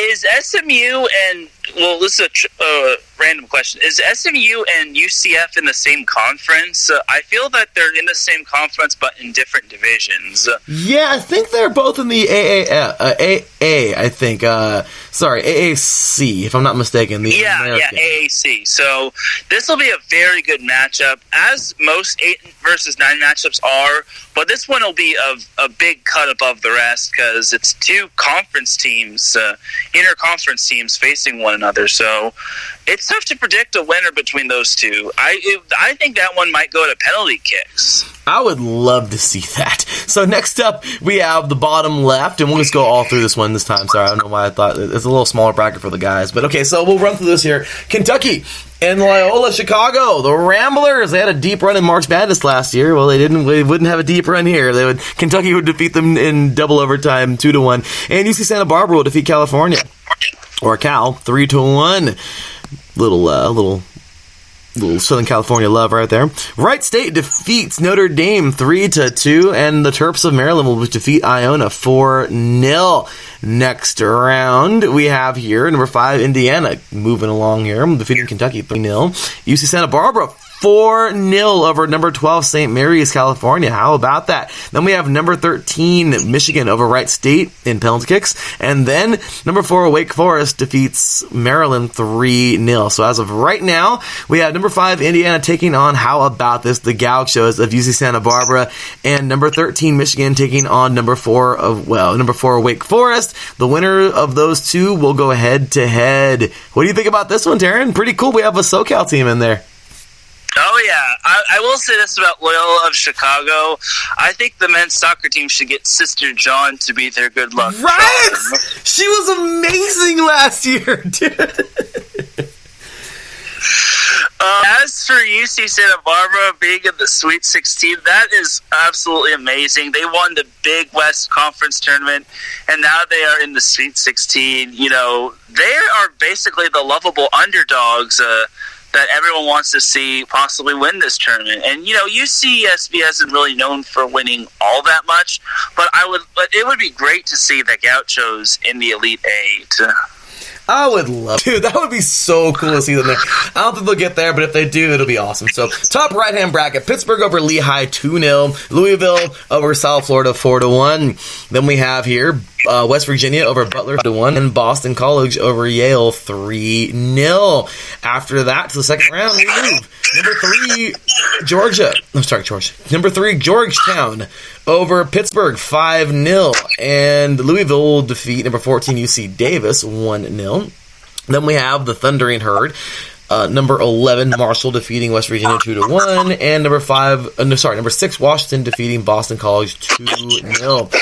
Now we move on here to the next round, and we have number 13 Georgetown taking on Louisville, and the Thundering Herd, number 11 Marshall, will take on number 6 Washington. What do you think about this, Taryn?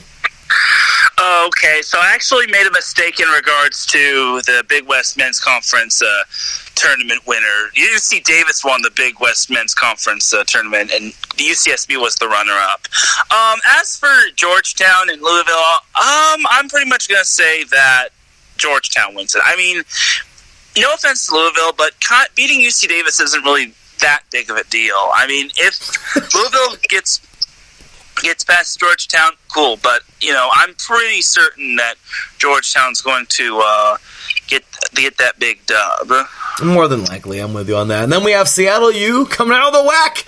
Seattle U will defeat LMU, Loyola Marymount, California, 3-1. Bottom right bracket now. New Hampshire defeats Fairleigh Dickinson, 1-0. Providence over NJIT 2-0, and Charlotte over Mercer 3-1. Then we move on to the second round of the bottom right bracket. Stanford, number 7 Stanford will defeat Seattle U in PKs. Then we have number 10 Virginia Tech defeating New Hampshire 4-1. Providence, nice little upset here, 3-2 over number 15 Penn State in overtime. And number 2 Clemson, well, they're pretty good in football, and they're pretty good in the other football too. 2-1 over Charlotte in overtime, and they will move on to take on Providence. So that's where we are right now, as a matter of fact. We have the Clemson Tigers taking on the Friars of Providence, and the winner of that match will advance to take on. And this, honestly, this is a pretty good little bracket down here, Taryn. This is a good little bracket, because like the ladies' little bottom right bracket was awesome, because of course USC was there. But for the men's, this is actually pretty intriguing, because you have Providence taking on, and Providence has come a long way. They just upset. I mean, they've battled since the first round. Clemson had a first round bye, so Clemson taking on Providence, and of course the winner will take on a seeded team, of course, or a team with a number by their name. Number 7 Stanford or number 10 Virginia Tech. This is a really good little bracket. What do you think? So yeah, as you said, Clemson is not only good in football, but they're also good in football as well. So I would probably pick Clemson and Stanford. Stanford just barely eked out, but Stanford DeBailey has one of the better goalies in the NCAA tournament, and it's quite bananas. So don't be surprised if Stanford gets into the Elite Eight. But Stanford could be a cut above the rest, and I think they could be the dark horse of the playoffs. So. I would agree with you there. So, okay, so let's go ahead and move it on now. Andrew Thomas. Shout out to Andrew Thomas. Andrew Thomas, attaboy. All right, so let's go ahead and move it on real quick to, I wish we can get more into this, gosh darn it, but whatever. Don't got a lot of time. We only got 30 minutes left here on the show. So, quick and dirty. Big shout out to Flamengo, man. They pulled this thing off. Congratulations. They will win Futebol Brasileiro, of course, the Brasileño League, and they will win Copa Libertadores. They will win both. How awesome is that? I mean, seriously, it is the coolest thing to think that this team pulled off such a feat. I mean, I think this is absolutely awesome. And you know what? Congratulations to this team for doing what they do. I mean, they've made it, honestly. That's a really cool thing when a team can pull off those two, and or against any big time tournament and win their league at the same exact time. That's really, really, really cool. And just once again, congratulations to them. So, with that said, let's go ahead and move it on real quick now into the UEFA Champions League. As of right now, we're still in the group stages, but I'll read off the table, not the scores, but I'll read off the tables as of right now. We have today and next week, and then that's pretty much going to be it for the group stage. I think that's how it goes. We have today for sure and tomorrow, and then, yes, next week, or on the 11th, actually, the 10th and 11th, and that will be it. Inter de Milan will play Barcelona, so I'm really excited for that one. But in Group A, PSG, well, they look pretty good. They have 12 points. Real Madrid with 7, and Club Brugge with 3, and I always butcher the name thing as Galatasaray. I don't want to butcher the name, but they have 2 points. In Group B, Bayern Munich, the team that runs away with the Bundesliga, once a year, that they do that all the time, yeah, they're leading right now with 12 points. Tottenham Hotspur with 7. We have the Belgrade, Red Star, Belgrade with 3, and Olympiacos with 1. Then we have in Group C, Manchester City with 1, Shakhtar with 5. Next up, we have Zagreb with 5, and Atalanta with 1. In Group D, Juventus with 10, Atletico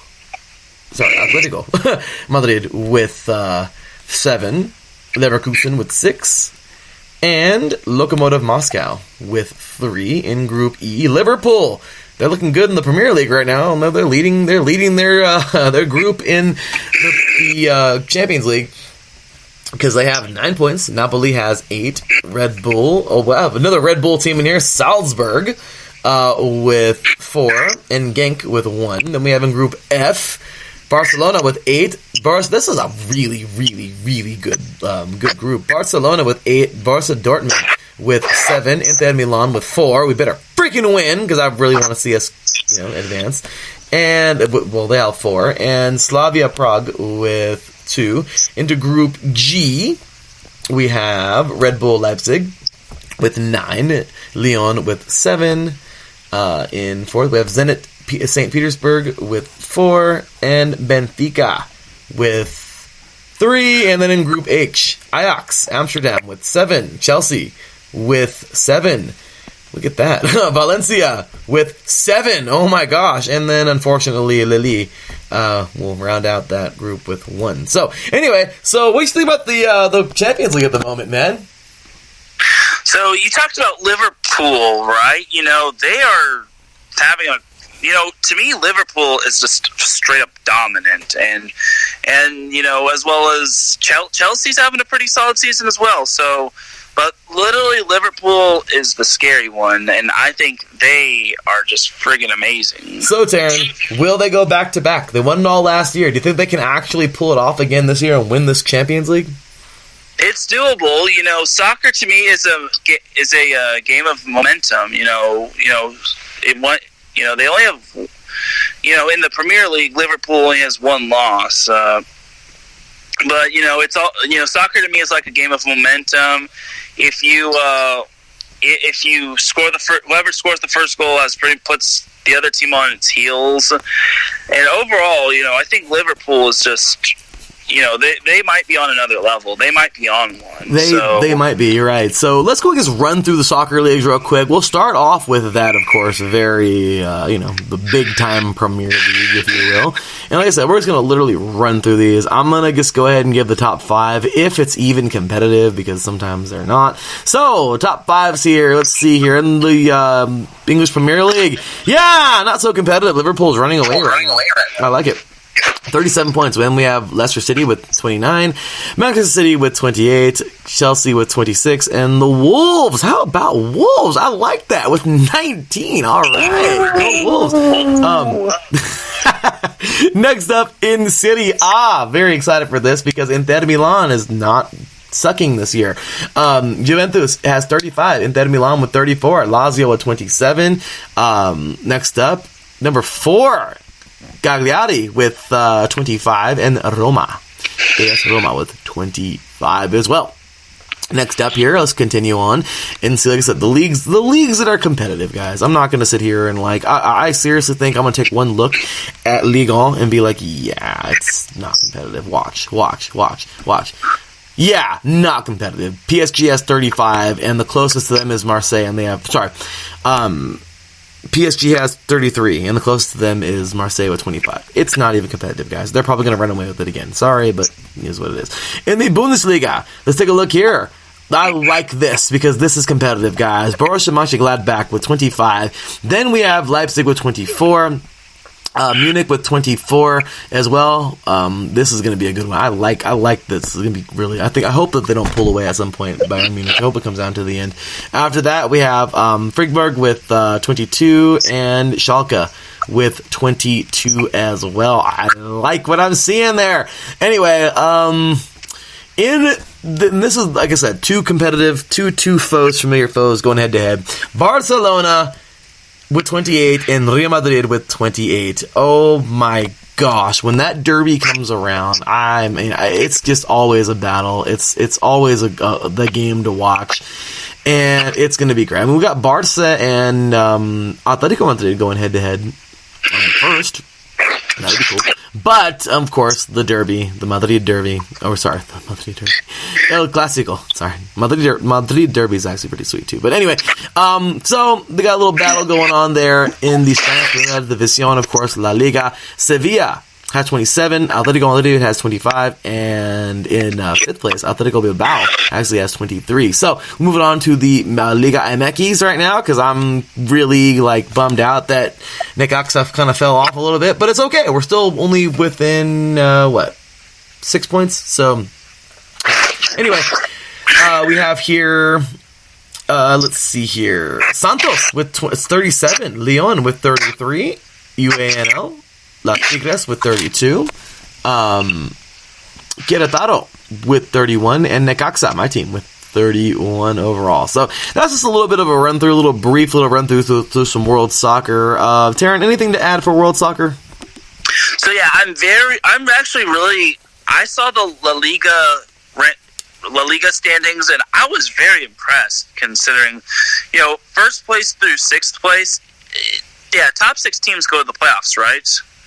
No, dude, actually, the majority of European teams or European leagues just don't believe in playoffs, so it's like the old school NASCAR Winston Cup. They just play all season long. After 38 weeks, if you're leading, and that's it. So that's why I get like kind of like with the French league, Liga, like it's already like, dude, PSG is gonna turn into hyperspeed. Like the championship will already be clinched. Like the season ends in May, but like they'll clinch the championship like in freaking March or April. Like, so yeah, that's how their leagues run. They don't have playoffs.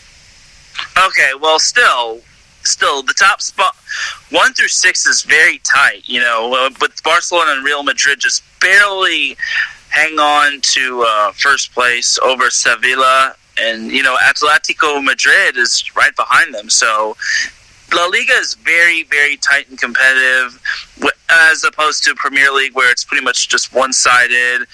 La Liga MX is also pretty good. It's also pretty competitive as well, as you know 6 teams have 30-plus points. So, and Santos Laguna is pretty much up on top. So, but 2nd through 6th is pretty tight as well. So, I like that. Yeah, me as well. I love a good tight battle. It's always nice to see a good fight instead of just a team that's like dominating. That's why I'm nothing against Liga or sometimes the Bundesliga, but you know, sometimes it's like so freaking predictable. Like, okay, we already know Bayern Munich's gonna run away with it, or, you know, or PSG for dang sure they're gonna run away with it. So I like seeing that competitiveness. So anyway, y'all, with that said, we're gonna take a short break, and when we get back, time to talk a little bit of college hockey as well as NHL hockey. We only have 20 minutes left here in the show, so we'll go ahead and get into some hockey, and then after we conclude with hockey, we will conclude with the conclusion of the show.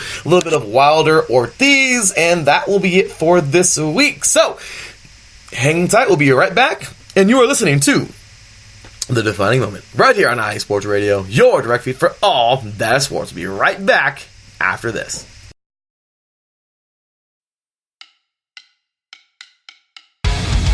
Good day, folks. Yours truly, Nico Green here, reminding you, tune in to the Neutral Zone Hockey Talk Radio Show, Tuesdays, 4 p.m. Pacific, 7 Eastern, proudly brought to you by IE Sports Radio. It's the Neutral Zone. All hockey, all the time. Take care. See you soon.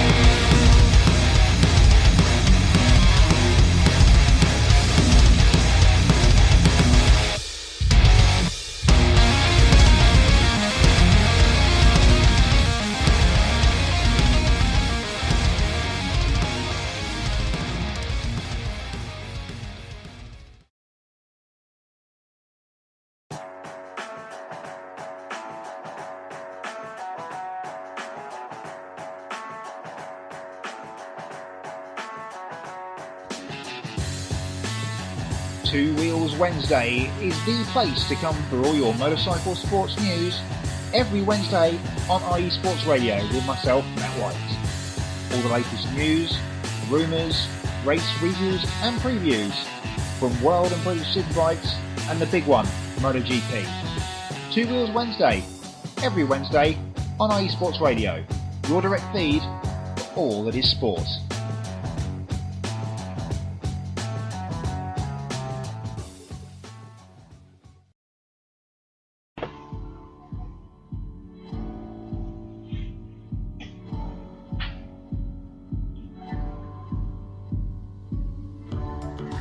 Hi, I'm Phil Robinson, running points, setting up Phil Jones for the finish.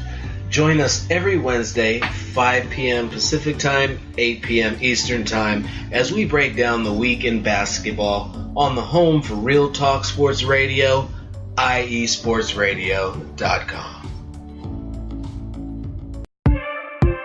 Hi, I'm Brian McLaughlin. In the National Football League, there are approximately 17 million total fans. I'm Andrew Guzman. My Dallas Cowboys make up almost 9 million of those fans. And my Seahawks have a very loyal fan base of around 4 million. That's more than 3/4 of all the fans. That's absolutely correct, Andrew. And on the Common Ground Football Podcast, we'll be talking about the good, bad, and the ugly of these teams. We'll have weekly picks, discuss transactions, injuries. And we'll chat about the rest of the league, too. Blake freaking Bortles? Oh, yes. And Captain Andrew Luck. Excellent. What about Fitzmagic? Oh, let's not get carried away now. Oh, all right then. Join us each week at commongroundfootballpodcast.com or wherever you get your podcast. It's going to be awesome. Attention, all sports fans. If you're someone who wakes up each morning with lists of sporting events to go along with your to-do list for the day, then you just might be a diehard. The world of sports is as vast as the ocean is deep, including the major leagues, the minor leagues, the college, and everything in between. This is me, your boy Larry B of IE Sports Radio, welcoming you to join me every Monday evening at 4 p.m. Pacific, 7 p.m. Eastern on The Defining Moment, a show that focuses on what really matters in the sports world, sports themselves, and nothing outside of them. Once again, tune in for The Defining Moment with me, your boy Larry B, every Monday evening at 4 p.m. Pacific, 7 p.m. Eastern on IE Sports Radio, right here on Spreaker.com. We'll see you there.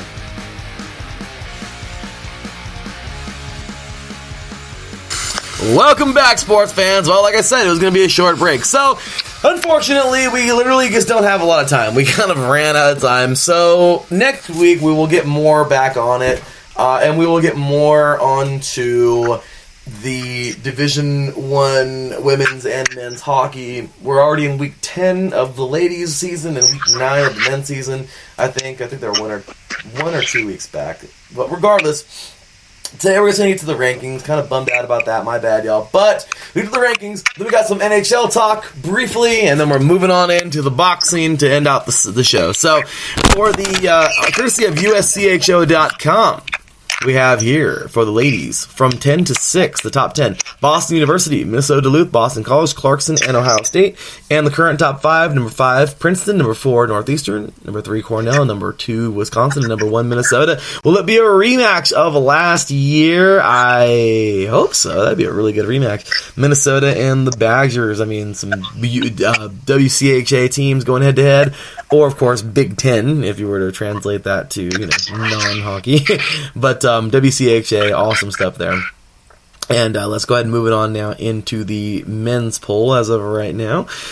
We have here this is the top 20. From 20 to 16, we have Michigan State, Wisconsin, Omaha, Western Michigan, and Bowling Green. From 10 to 11. From 5 to 11, UMass, Lowell, Boston College, Providence, Northeastern, and Ohio State. And from 10 to 6, UMass, Harvard, Minnesota Duluth, Penn State, and Clarkson. And your current top 5. Number 5, Notre Dame. Number 4, Denver. Number 3, North Dakota. Number 2, Cornell. And number 1, Minnesota State. So, with that said, Taryn, we will now move it on into some NHL, which is, I have been pretty excited with the Ducks.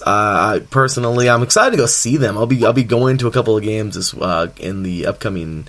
Well, actually, I'll be going to a couple of games coming up here in December. I'm really excited for that. So, and if not, then in January. And yes, we are to confirm it is week 9 of the men's college season. So my apologies, guys. But all right, so moving on over to some NHL action. I just wanted to make sure it was week 9, not week 8. Because I knew they were 2 weeks behind like last year, but they must have changed it up. But anyway, games from last night. We had a bunch of them, so let's get through this quick. The Ducks defeat the Islanders in a pretty good game here, 3-0. Lightning over the Sabres, 5-2. While Rangers over the Wild, 3-2 in overtime. Flyers over the Canucks, 2-1. Penguins over the Flames, 3-2 in overtime. Blue Jackets over the Senators, 1-0. Predators over the Blue Jackets, 3-2 in a shootout. Stars over the Knights, 4-2. And Sharks over the Kings, 4-3 in overtime. Tonight, we got some good games going on here. It's going to be a good one. The Bruins will head on over to Montreal to take on the Canadiens. And the Wild will take on the Devils. And the Stars will take on the Blackhawks. So, some good stuff there so far.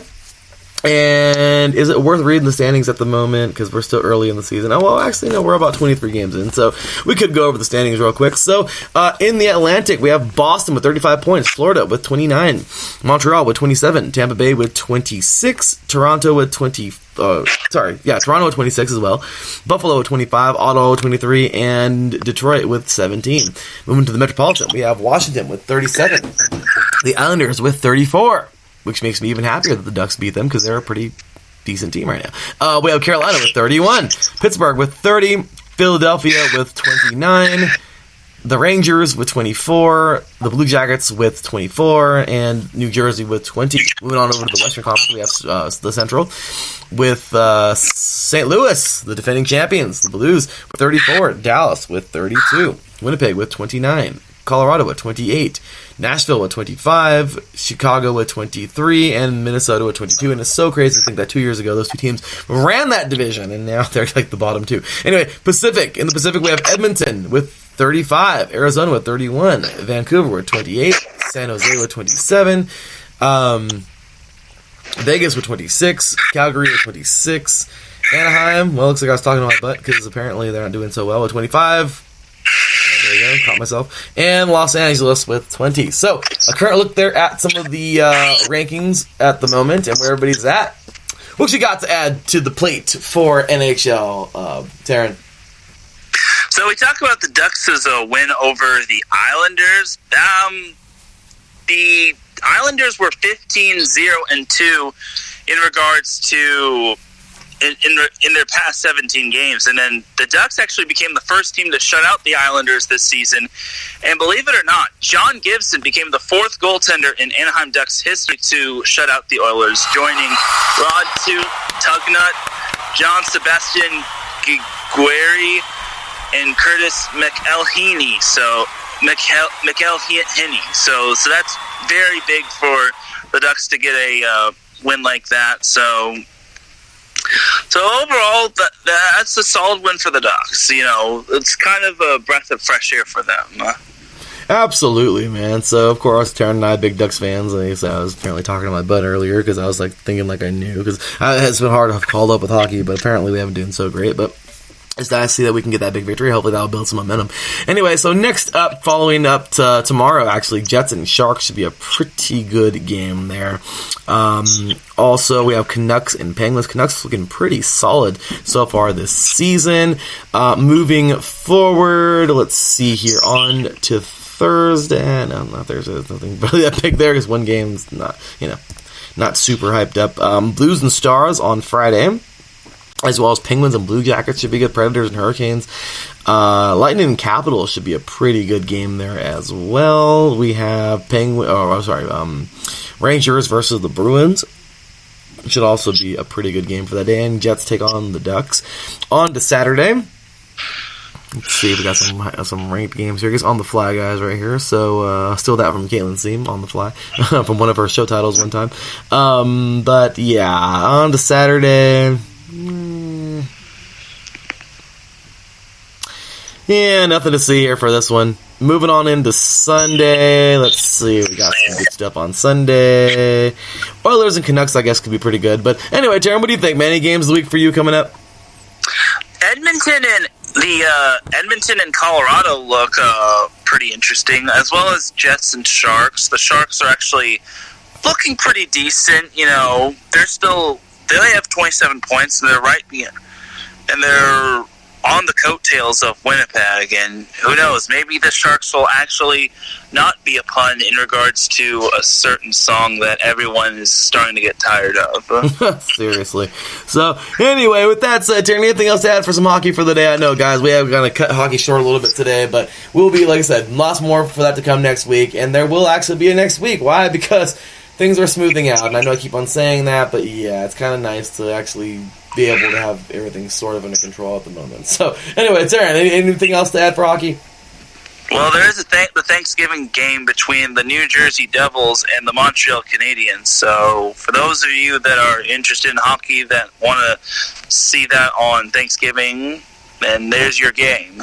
Yeah, it should be a good game, and kind of, I know, I'm sorry, I was like, nothing to see here, but yeah, that's true. I saw the record, and I was like, well, but yeah, it's a good hockey day, Thanksgiving Day hockey match going on there, a hockey game. But with that said, on to the last thing to talk about. And Taryn, I know you say you didn't see the fight, but quick and dirty, y'all, it was annoying. I was actually on the way home. I watched this. Where was I getting my updates from and everything? And that's all the highlights. But yeah, I was leaving from RCC that day, and then after seeing the highlights and seeing the fight, I mean, it looked to me like I had I had Ortiz, man. Like, I was watching this on Periscope. I know my bad.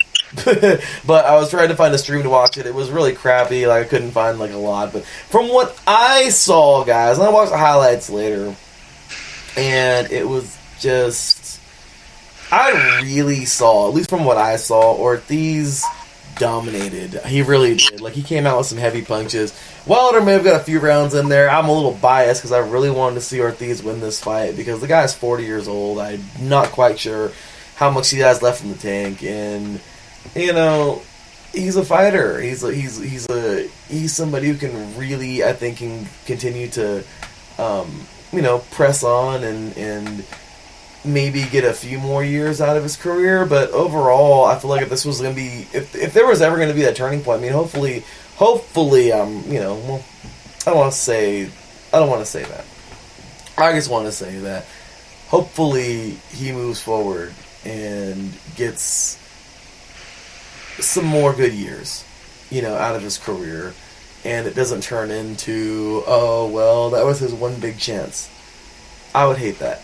I want to see him win. I want to see him move forward and get a nice, some more nice victories. I don't know if he'll get a belt, but I would love to see him get, some nice victories moving forward.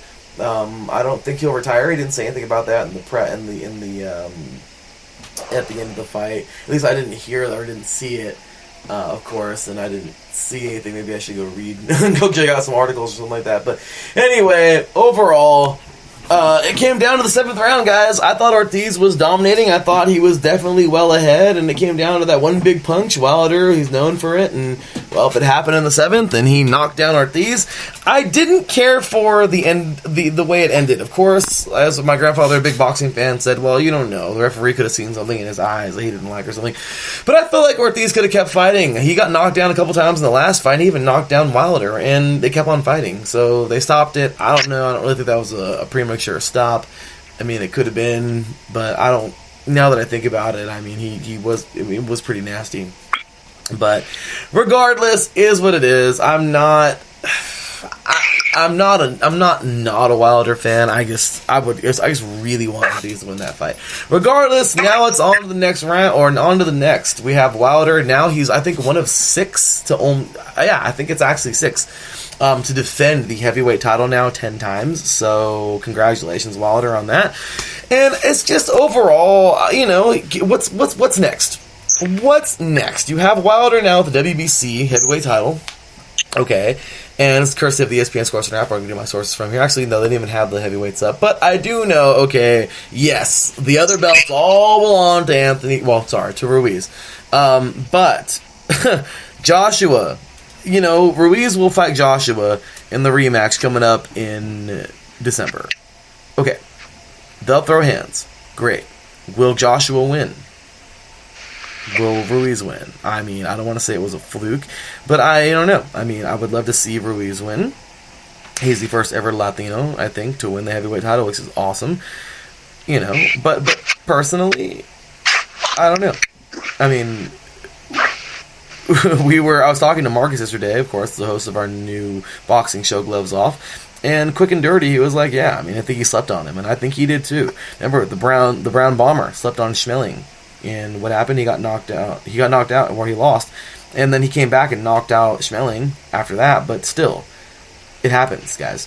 So, anyway, long story short, if Joshua were to win it, can we finally get the freaking Joshua fight out of the way with Joshua and Wilder? Can we finally get that fight?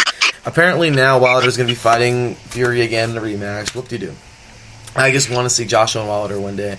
As much as I've been saying I'm interested in it, I'd love to see it still. As much as I've been saying that I've been uninterested in it, I would still love to see it. So, anyway, with that said, that's going to be pretty much it for today. I want to make sure we get a little time, of course, for the end of the show. We only have like 4 minutes left. But, Taryn, anything else to add, man? We ran the distance today, man. We went all 3 hours. No, except, time flies when you're talking about sports, honestly. And, you and I love to talk sports, and that's what happens. It really is, man. So, with that said, yeah, dude, so it was a good day. Good, of course, great show today. And this is actually our first week on SoundCloud. I'll be uploading these onto SoundCloud coming up here, so really excited about that. Check us out, y'all, on Spotify, TuneIn, now available on SoundCloud, Google Play, Spotify, iHeartRadio, Apple Podcasts, and of course right here on Spreaker.com. Show us some love. Taryn, with that said, man, where can all these diehard sports fans find you? You can find me at Taryn Rodriguez1 on Twitter. My first name is spelled T-E-R-A-N, and then my last name, Rodriguez, has a G in it, and then the number 1. So once again, that's at Taryn Rodriguez1. I'll be talking about quite a bit of sports, and I'll probably be complaining about how the Chargers continue to underachieve. That works for me. Well, you can follow. I'll be talking about how the Raiders continue to underachieve. So you can follow me, your boy Larry B, at the THEE_LB53 on Twitter. You can follow us all as a whole at iSports Radio, on Twitter, also at iSports Radio on Instagram, and give us a like on Facebook. We certainly like that at iSports Radio. I gotta catch that page up. Actually, I just gotta start it over. It's already too far gone. So just keep it going from this point forward, and then we're good. So anyway, we got that. Of course, check us out on iSportsRadio.com. All of our shows are in there. Be interactive in our forum. I know we gotta get interactive ourselves, but check out our forum. Be interactive in there as well. Sign up for our newsletter, which will be starting up in January. Really excited about that. Also, stay tuned for lots of great shows coming your way this week. As I mentioned, 3 and Out today and tomorrow. We got the Thanksgiving edition today, and tomorrow we got, the Week 13 edition. Basically, it's a two-part show. Tomorrow, also, join Taryn and I. You'll be able to join me, right, Taryn? For tomorrow? Of course, absolutely. Yeah. Awesome. We'll talk about some Centennial players tomorrow. Pretty sweet from Corona Centennial. And also we talk some college football tomorrow, 12 p.m. Pacific time, 3 p.m. Eastern. Then tomorrow, same time as today, 4 p.m. Pacific time, 7 p.m. Eastern time for 3 and Out today and tomorrow. And then we got coming your way, of course, we got Thanksgiving off, and then coming your way on Friday, we got the Soccer Scoreboard Show with Mr. Marlon Pascal, and to end out the week, Phil and Phil with Fast Break, talking lots of college hoops and NBA, of course, all that coming your way. And then just continues, y'all. We're just continuing to keep it rolling here. Lots of great shows. Be ready for the new year, y'all. We have, of course, the iSports Radio Hall of Fame. We are now down to the Sweet 16. We'll be down to the Elite 8 coming up in a couple of days, actually, on Thursday, on Thanksgiving. So keep those votes coming, and there you have it, y'all. So anyway, that'll do it for me. I'll see you guys in a little bit under 3 hours on 3 and Out. Should be some fun stuff there, and that will be that. So, Taryn, any last words? No, except if you're still starting Antonio Brown, please stop starting him, because, the playoffs are coming up, and unless you're not caring, please stop starting him. Yeah, I'm not even playing fantasy anymore. I'm like, I pulled out of the leagues. Just like letting my team go. I know, bad. But anyway, with that said, y'all, cue the music, because we're out of here. Alrighty, y'all. That will do it. It's been a fun one. It's been a fun 3 hours, and looks like I'll be having another fun 3 hours coming up in about 3 hours, so yeah. Anyway, with that said, y'all, for Mr. Taryn Rodriguez, for me, your boy Larry B, and for the entire iSports Radio family, we will see y'all next week. Until then, take care, and as always, God bless. Oh, that's right, happy Thanksgiving as well. Taryn can say that right now, so happy Thanksgiving, y'all. We'll see y'all next week.